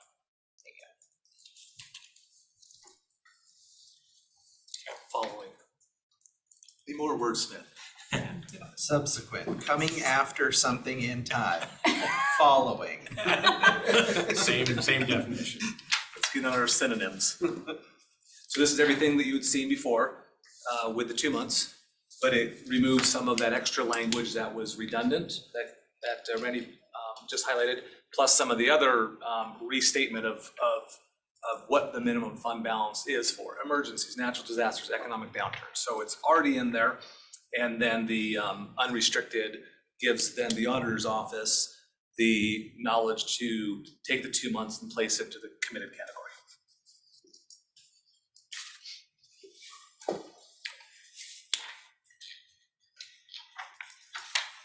So next we're off to boards and commissions. So that's Scott. Oh, that's me. Okay, commissioners, you all have in front of you a number of summary sheets on boards and commissions that you as a body appoint individuals to. And Gina did a great job putting this together. It essentially goes through every single one of the boards and indicates how the appointments take place. What I've flagged in here, and I'll just bring you to the attention, is particular boards or commissions that have by district language in there. I thought that you'd want to take a look at that now, knowing we're moving from 3 districts to 5 districts starting at the beginning of the year. Hopefully everyone knew that. And so highlighting those for your consideration of, do you want to change some of the district language? In many of these cases, it's you'll see it's 2 members by district are appointed and then 1 at large. So I'll give you an example of the first one. If you flip back to, these are all by alphabetical. The first one that was flagged is the Fair Board. It's about 10 pages in. So on the columns up above, if you look, members appointed by the entire board and members appointed by single board member. So this one says each BOC appoints 2 members of the Fair Board. So with going to districts, knowing that we have an 8-member group right now, one is a non-voting youth member, if you stay with each BOCC appoints 2 members, that would grow your board composition to 10 plus 1 of the jointly BOCC, and then 1 non-voting youth. So that would grow it to 12.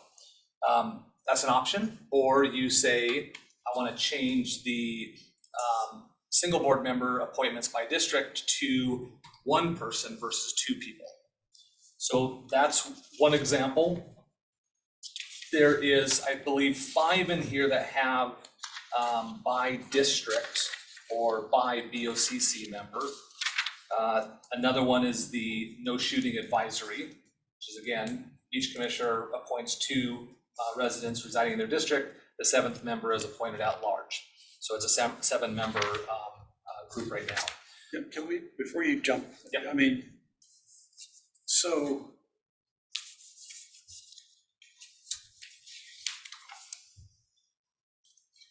It's only gonna impact 3 of the districts, that one. see, there They're are not, only they're not 3 gonna change the districts shooting area inside the city of Spokane. Where So 90% why- of the, Why, you know. why should a commissioner that doesn't have any area or any significant area in the unincorporated area be making policy decisions about the unincorporated area? I mean, obviously, Mary's and Josh's in my district have unincorporated area that will be impacted by the shooting group. We should be the ones that are making that determination, not the city of Spokane. Well, even if you look at the 2 city-centric districts, they do have unincorporated county precincts in them, but they're miles from the nearest shoot, zone. I mean, they're so far within the no-shoot zone. They're never gonna be making a decision that impacts anything they represent. Exactly. And, and so I look at the shooting, and then I also look at planning commission. Planning commission is another one where, that the majority of that land is in unincorporated areas and stuff. And so why would someone representing the city of Spokane have the ability to appoint a planning commissioner that could affect land in your area? Yeah. I'm just looking at it from an equity standpoint. And I'm struggling with this. I agree, we've talked about, I mean, that was a big part of, they're making decisions on the sheriff's budget and the valleys, what's happening in the city of Spokane Valley, and they're, city police. Yeah. No, that's another good point. I hadn't even thought about that, but yeah. So,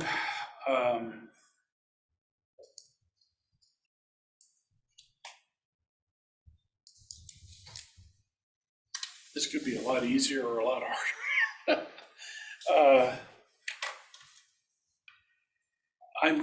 I'm struggling with the idea that somebody that doesn't have land in the unincorporated area, even if it's de minimis, is going to control what's going to happen in the unincorporated area.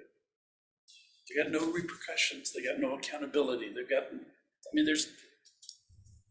So anyway.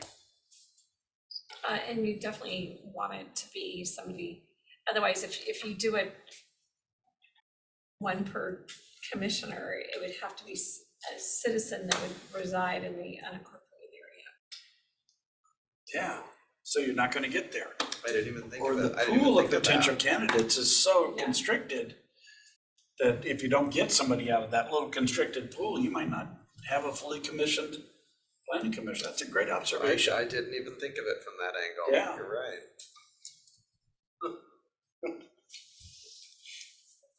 I mean, because it has to be somebody that, Who's in that? Yeah. as we have been told several times, this is getting your elected more closely tying and representing you. But in this case, it's only the people that are in the unincorporated for that commissioner that they're representing, because the rest are city people that do not have an effect. So. Well, and the Fair Board is another, again, it's an ag-based, historically, it's been an ag-based entity to celebrate harvest. And my guess is there's not a lot of harvesting going on inside the city of Spokane. And There's a lot of that photography, a one, lot of yeah, flowers, a lot of. that one's a big things, community knitting. event. I knew Like- I'd get pushback on that one. Well, I'll tell you, like, Yeah, you can have how many chickens in the city now? 3 per The only lot. thing they're harvesting is marijuana. Just come on. like one of my appointees to the fair board lives in the city. You know, and so I actually did talk with him and asked, and I actually ran the fair board by him. And he actually said he thinks, I mean, again, this is just his thoughts. He said the way that board operates, he doesn't think it would be harmed by adding 4 more people. Like just giving the 2 new commissioners 2 people each. He said it's a board where he doesn't think it would be harmed by doing that. So, just throwing that out there. Yeah, I mean. Not all fair- boards are gonna be that way. No, Not all are gonna be that way, Right. but the fair board, I mean, Yeah. yeah, people in the city go to the fair. That's how we had 220,000 people there.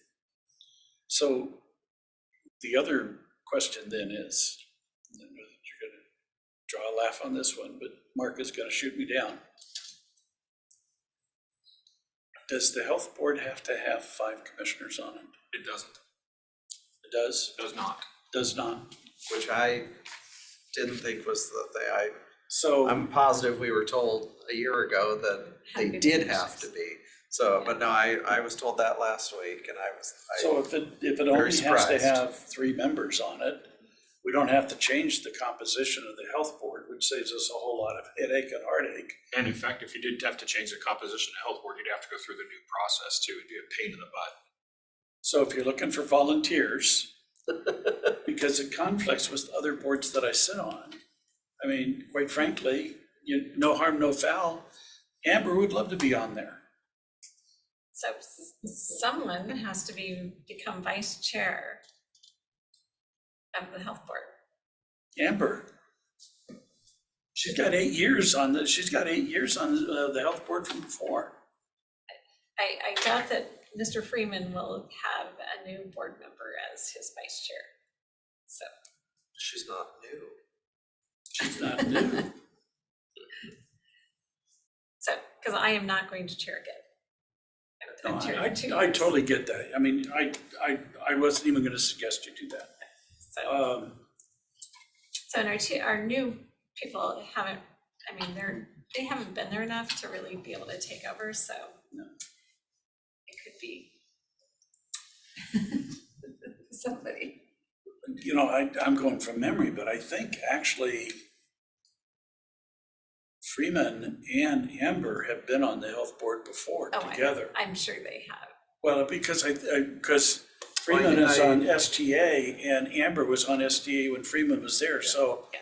I would bet that the 2 of them have already I'm served together. certain I served at least 1 year with Amber on the health board. My first year Yeah, as a commissioner was her last I year may as a have heard council that Mayor Freeman will take over the chair as long as another county commissioner becomes the vice chair. I nominate Amber. She here? Not one of the new ones, probably, so. Maybe, I don't know, we'll have to see if I have the votes. Because If you have the votes, I don't know. Don't just look we at appoint me. the chair and the vice chair next week.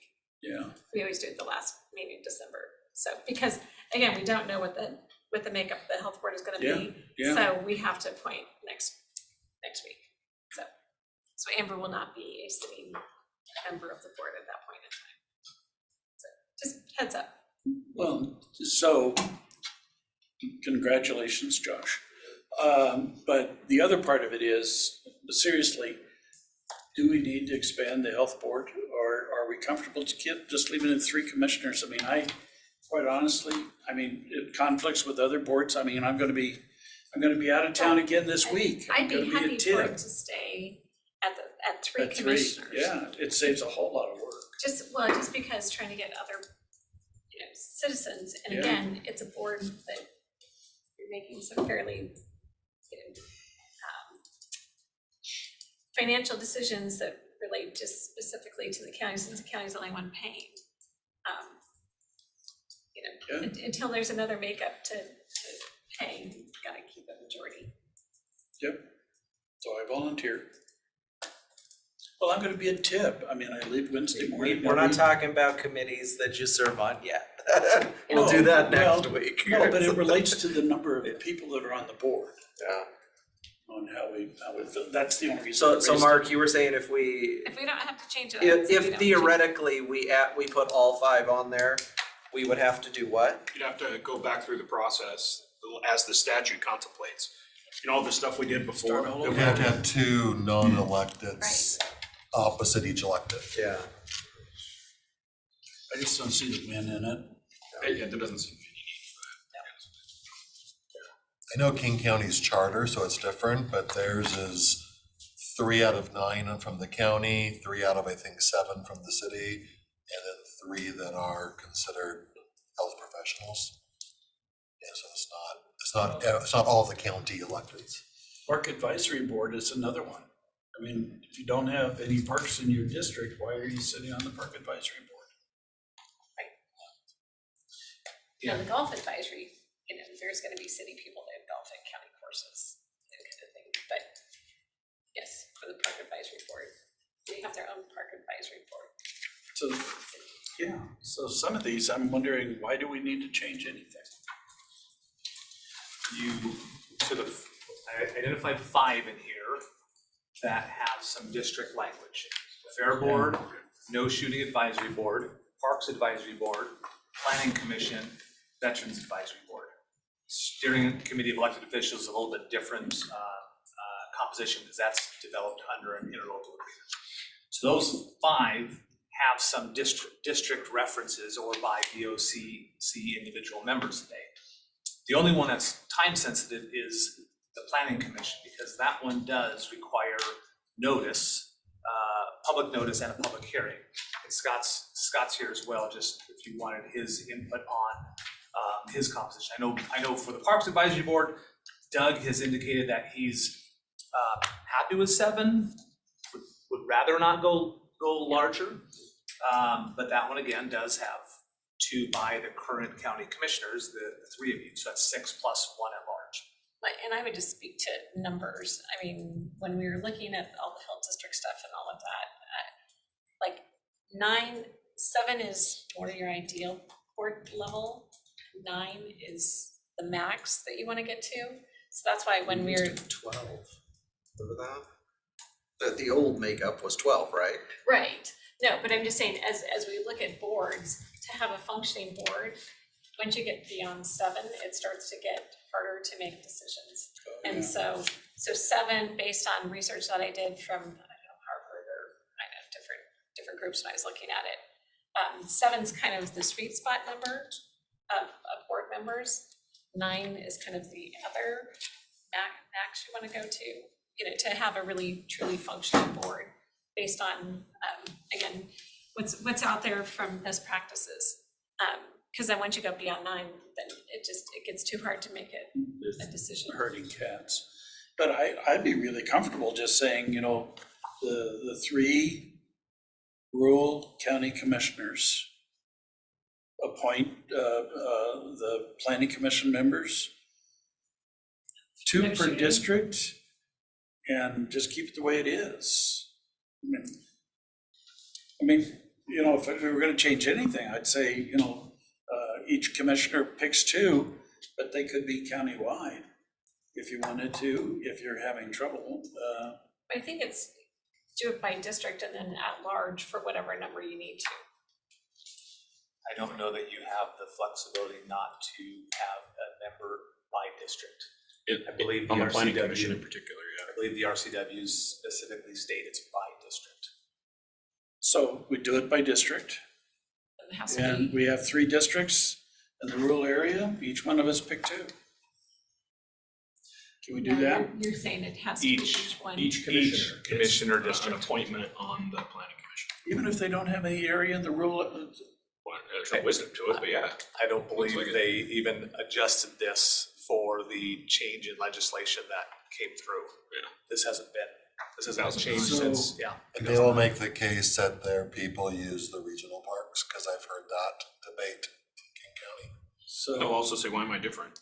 One commissioner, the commissioner is a commissioner is a commissioner. I mean, one thing you could do is each district appoint one and then the remainder are appointed by the board as a whole. I like the idea of the unincorporated That's what you'd area have to too. do.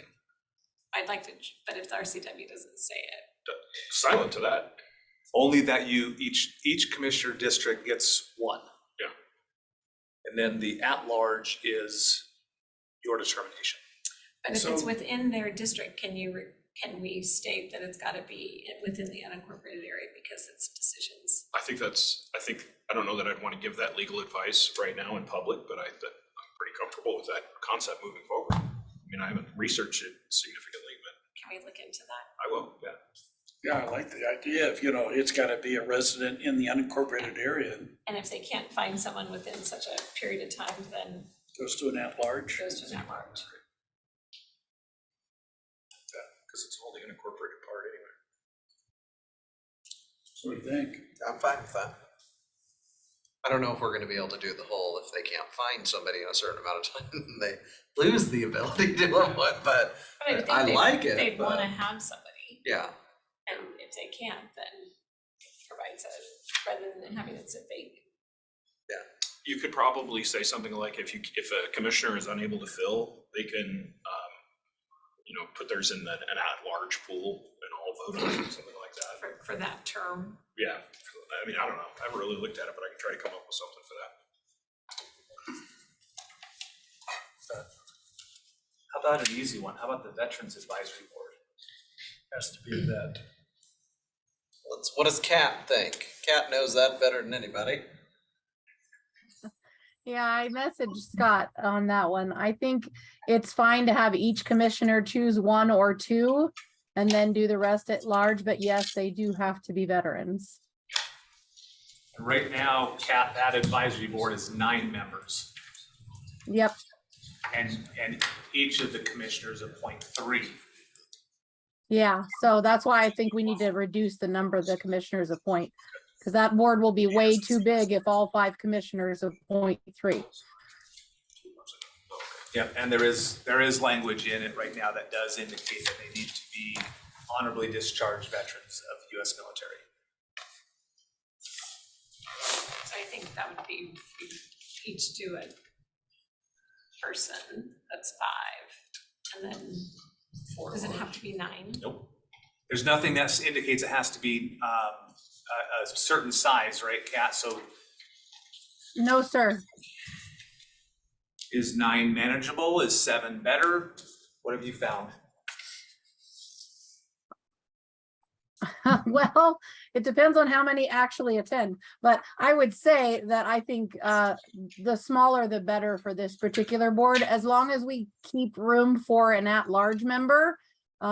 So we can get good representation across branches of service and across service capacity. So for example, right now, one of my members is actively serving, which is a really good insight to bring to the board. So I think 9 is, I wouldn't want to go any bigger than 9, that's for sure. What about 1 per district and 2 at large? So it's 7. That would be just fine. Just wanna keep an odd number. Yeah. Well, and I'm pretty sure now of the 3 that each of us currently appoint, they don't have to be from our district. It's anywhere, correct? I don't think I've appointed people. I don't think they have to live in your district, no. Yeah, because I was gonna say, I'm pretty sure at least one of mine, I think lives in Cheney. So, They 2 have to reside in the district and 1 at large. and one doesn't. Okay. Okay.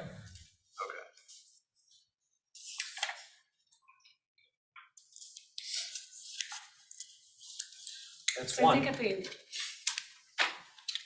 we kind of look at it that way, yeah, So what did we decide on the fair board? Each one of us do 1 and 2 at large? That's the one I said, when I talked to one of my appointees, and he had said he thinks adding 4 more people Be fine? wouldn't really be, So I mean, but we may wanna run it by Aaron, just to be sure. Yeah. Maybe just ask Aaron, hey, if we kept it at 2 per commissioner, would that be workable? We could do that. But that's the advice I got from one of my appointees. More advice than I got. I would put that one to 12, if you kept it that way. But 11 voting members Mhm. and one non-voting. I guess that'd be the question for Aaron is then do you really have people showing up? Well, and that was one that my appointee said they have. People- He was saying more people might be a benefit because the current crop of people attendance is slacking. So if they can get 4 more people that'll actually show up, Which could be, great. yeah. Does it make sense to write anything into those rules about attendance? That's So what I think. on one of my boards, we actually put it in there that it's now mandatory. You need to be there for 3/4 of the board meetings, and if you aren't, you don't get to be a participant anymore. When it should be it's that board chooses whether you should stay or not. Leave it up to the board to determine if they're still a participating active member, even if they're gone or not. Yeah, we just put ours into our bylaws for that reason, though, and it's very clearly defined, but it became a huge issue for us. So HSSA says that we appoint 3 members, but they are at large. There's no reason to change that, is there? Yeah, if they were just at large, and I believe they're all by all the BOCC members. So the same thing for, this will be controversial. Horticulture, Pest and Disease Board. 4, we appoint 4. Didn't we just Countywide. create that again? We did just create that like a year ago. It's the same as the pest, that's the pest control board? Yeah. So we're not Hands gonna- off that board, Al. We're not gonna change that one.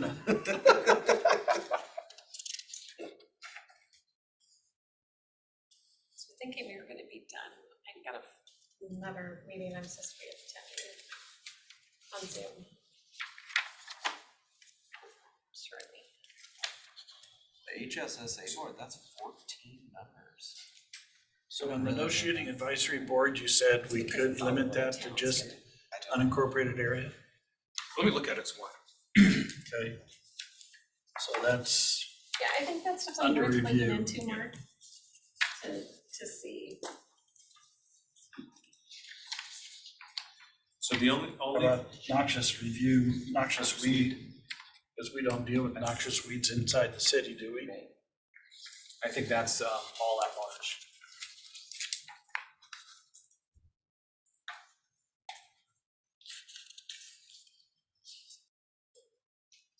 Well, it I says. mean, sorry, By it's all by the geographical entire, it's by the entire areas? board. Yeah, it says from 5 geographic areas.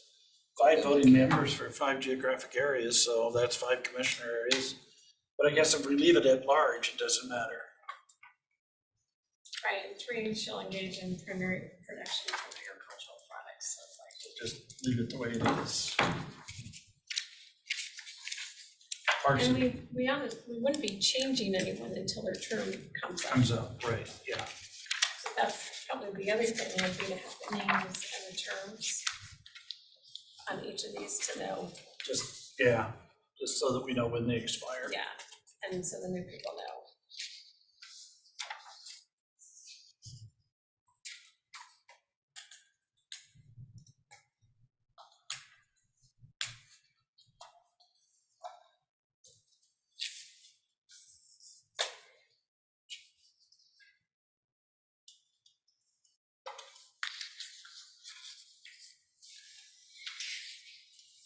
So on the schedule here for the Parks Advisory, it talks about each board member appoints 2 members for the Parks Advisory Board. Mhm. I'm gonna leave that at 2, Um, because then that increases the board that got 4 members. Doug's desire would be to keep it at 7. And in order to do so, that would mean you Each get 1. each get 1 and then 2 at large. Well, no, I think, no, because if you read numbers, it's 7 members consisting of 7 voted. Oh, I'm sorry. and one non-voting youth member.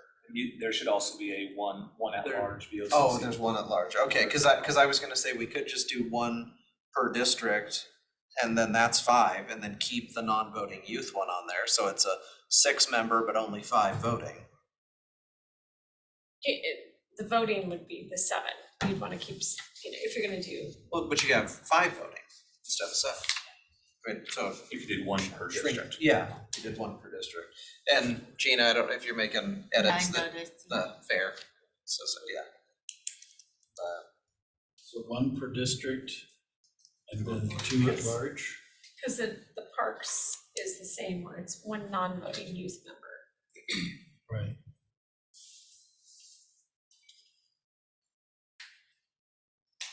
Okay, so you're saying 1 per district, 2 at large. 2 Which at gives you large, 7 and then voting the members. 1 non-voting. Okay.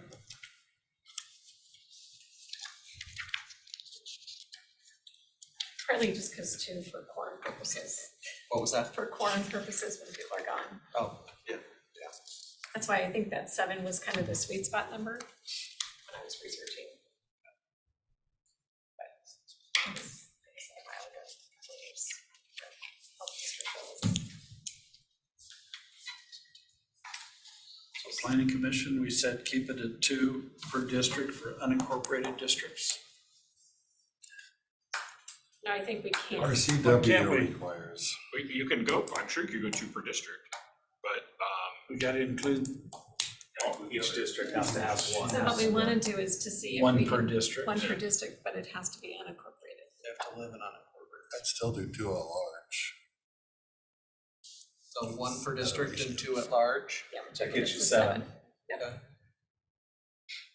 1 per district, but they have to be a resident of unincorporated county, and then 2 at large. No, I'll look into that. Also, Sky. also unincorporated county residents for the Sky. 2. I think currently all 7 members live in cities. So if you're gonna restrict membership to the unincorporated area, that might be a significant restriction on who can serve. Oh. No, like, let's see. Wayne lives in the outside city of Cheney, and Clyde Hossey's outside city of the Valley. Yeah. He was in the valley. No, he's Steve pretty, Poles in Spokane. so the city of Pete Spokane. is in Spokane. Well, maybe there's a mix. I don't know, so then that'd be hard for us to change if we've got Yeah, 'cause you people can that pull live in it the out city of of Spokane. Spokane Valley, Liberty Lake. Just have a move. I think we're gonna have to, Oh, so two at large and 1 per district, but I bet you then, if we look at where they're at right now, they probably are already in city districts then. Yeah. So Pete and Stephen, because Stephen would be in the west or east district. And they have to live, when we appoint these, they do have to live in our district that we're appointing from, right? Right. So at least one of mine isn't gonna live in my district. There's your Pete, he's not in my district anymore now. Whose district is he in? Depends which address he is. He is in Beacon Hill, or I think he lives at Indian Trail. So They it might would, be in yours. they would It continue might to be serve. in mine, so I Might be in could, yours now. you dump him and I'll pick him up. Might have. And it would continue until the end of their term. So this wouldn't change. Yeah, This that's is what I'm changing saying, we going really forward. need to have their names and their terms. Yeah. All identified, so people know. Is that correct for the plan commission? We know? That was my working assumption all along, that they would serve for the term to which they were appointed. Our council is tending to believe that because the commission is turning over, they all may expire December 31st of this year. Or the plan commission does? No.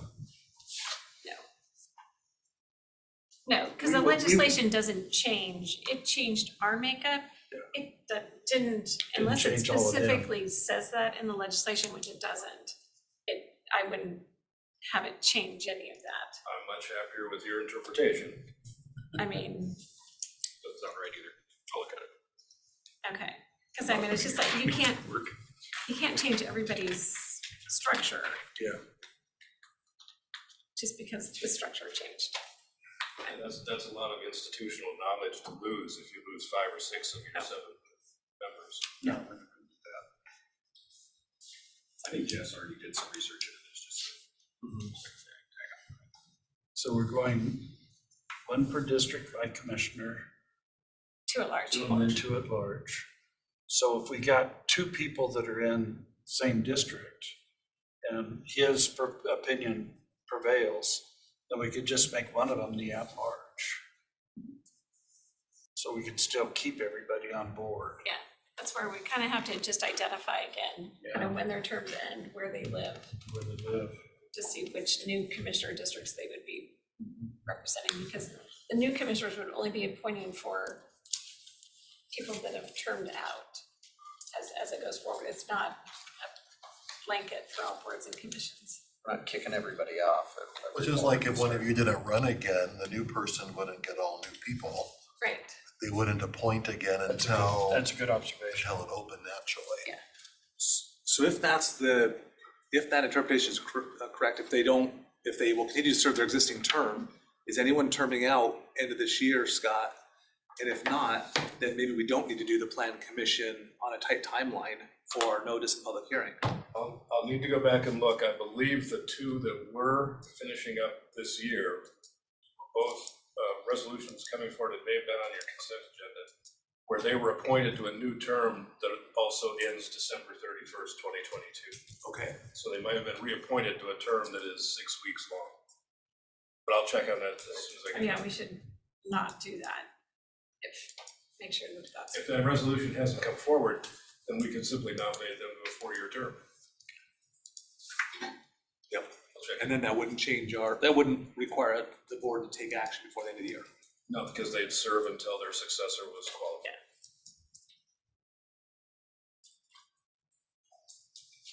Okay, well, I'll let you guys finish. So, on the Spokane Housing Authority, I'm not sure that your description here is accurate in terms of who appoints. Josh, or Scott. Spokane Housing Authority.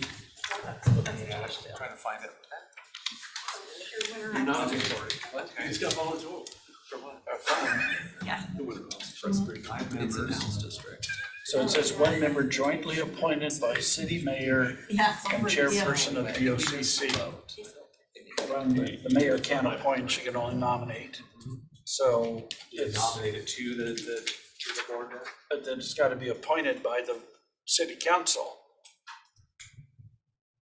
And so then we would chairperson nominate and BOCC select, so that there's consistency between the two. I know what you're saying.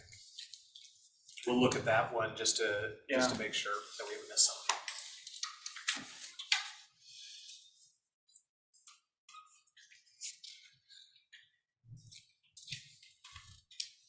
SRLJC, I think, can stay the same. Yeah, I don't see any reason to change that. There's not, because we're not on it. No, this should only be the three people that are, well, yeah, I mean, I'm just, there's nothing that coincides with the number of us No. that impacts the number of people that are appointed, The so. only thing that you all serve on is a legislative committee, and that's one of you, I believe. So the steering committee has got to be one for each one of, so each one of the commissioners is on the steering committee. Doesn't have to be. Steering committee? Yeah. Well, if. That's interlocal, right? It's an interlocal agreement. It's an interlocal You can agreement. do it any way you want. If you keep it at 3, then the interlocal doesn't need to be amended. You can appoint the 3 in any fashion you choose. My concern is if you wanted to have all of the commissioners serve on there, it'll start off a bit of an arms race because the city will want more people and the city of the valley will want more people. And the board's already at 15, But so you, Probably should. I think Well, that makes and- sense. 3 and the unincorporated 3 commissioners. I don't know if we can necessarily do that, but Why not? the three that have unincorporated county, maybe the 3 that have the votes to be on that board. Be on the board. That might be an easier way to do it, just vote Yeah. yourselves onto things. Because you just do them all by votes. Either way. Committees are set in December.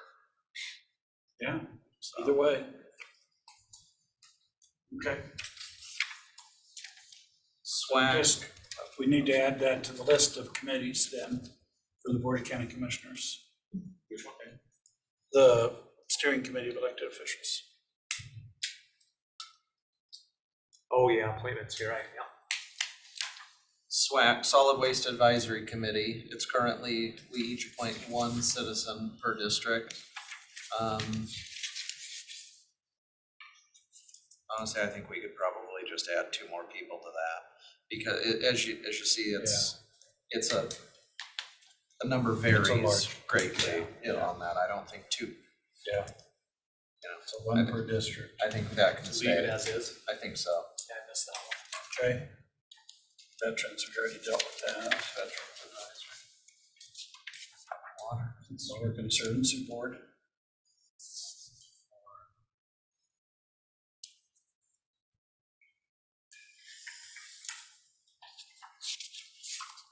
Are these just appointed at large today, Gina, on the Water Conservancy Board? I see what 1 member must be individual water rights holder, but are these just all at large for that one today? Okay. I think there's Probably no keep change that. there. Keep that the same. Okay. Alright, we're done with that. Okay. And then, so then the only other thing we've got to deal with is boards and committees that we're appointed to. Yeah. So now that, is that? I was given this.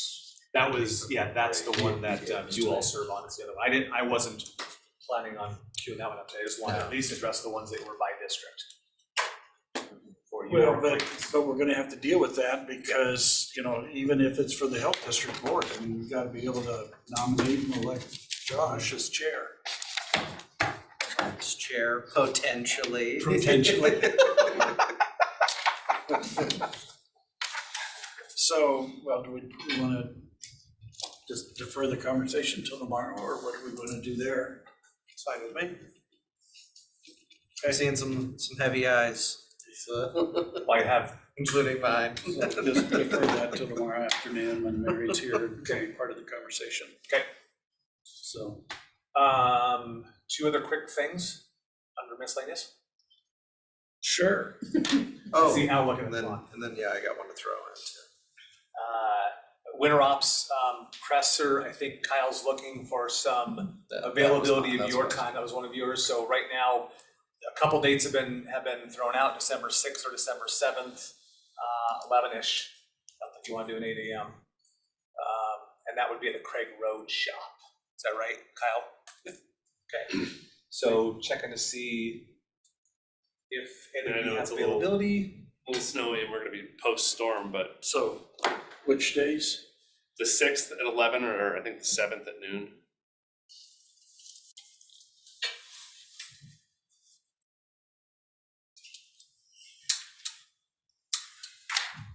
I can do either one. Did she say she wasn't interested? She's not even here. She's not gonna be here. The Al, I'm gonna let you carry our, it's in your district, represent us well. Pick whatever time works for you and tell us how it is after. Well, if we're gonna do it at Craig Road, I've got to do the airport engineering committee that morning. I can just go from the airport out to Craig Road. So let's do it Which day on is that? Wednesday, the 7th. Okay. Is noon okay? Yeah. I gotta be back downtown by 1:30 No problem. for STA. So, We'll get you out of there. Okay, and then Board of Equalization, Let we Mark have know. a vacancy, one of the individuals just got elected. Leonard, I think it was Leonard Christian, is that right? yeah, and he's already He's already talked to a lady that wants to do it. Okay. So do you want us to open up the application process? Or did you already do it, Gina? That was it was on here for me to ask that, right? I think we should definitely let people apply. If he's found somebody that's interested, I mean, tell her to apply, Okay. tell her to send in her an application, but Yeah, we always open it up for applications, so. Yeah, and I did tell him to tell her that. And so, here, I can tell you who it is.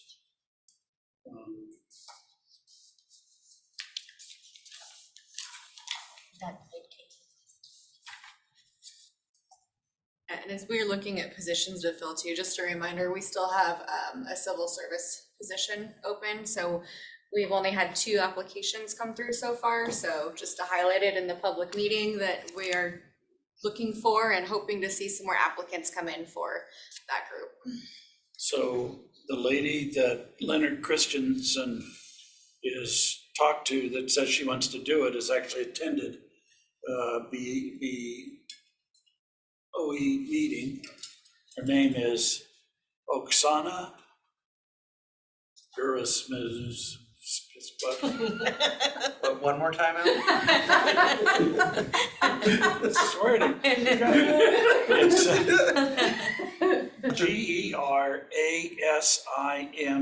Gerassimchuk. You pronounce it. Oh. Yeah, No, the challenge it hurts me to for say that. that. Hang on. I give you Oksana. No, give me a second. Gerassimchuk. What he That's said. what it is. So my response was to have her submit an go online and fill out the application and submit it. So that's what we're hoping that she does. Then another important one that we need done by the end of the year is the Spokane County Library District. The who? The Spokane County Library District, cause Oh. then gal Kristen Thompson, she's gonna be termed out, cause they can only serve 2 consecutive. The other one is, I don't know whether you already started advertising for this, is the airport board. So we need to get an application, that position filled, hopefully before the end of the year. Library district, I think I remember last time we had that, we got a flood There's a ton of of resume, people are or interested in of that. applications that people wanted to. That this Yeah. time around, we're just not getting it. Yeah, I wanna say it was like right before COVID, it was in the teens, the number of people applying for one position. You know, yeah, it's just, Like that for anything anymore. it's weird, yeah, sometimes everybody's interested and other times nobody is. So, okay. Anything else? No, sir. We've got one pending in potential, but I think we could do it tomorrow. Josh? No, mine was the winter ops. Oh, it was was. Oh, okay. Because we got an email today from Martha Lou says. Okay. Is there anything else? Take care. Anything else for the good of the cause? We've got a Skrill's agenda. It's gonna go on consent following week. Do we want to go ahead and approve that now, or do you want to wait, put it on consent agenda? Yeah, we just have to open it up for the public. It's on the consent agenda, I think. Just I think leave it she's, for consent. oh, yeah, I think Kathleen has it just queued up for the consent. Yeah, I think she Okay. is. Yeah. We'll just get criticized in the paper for following the OPMA rules and making a motion, opening up anyway, so Yeah, so we'll just wait we'll till, just wait. we'll do it the other way, Okay. so. So it's 4:27 and we finished all the items before the board, so we are adjourned. Thanks, everybody.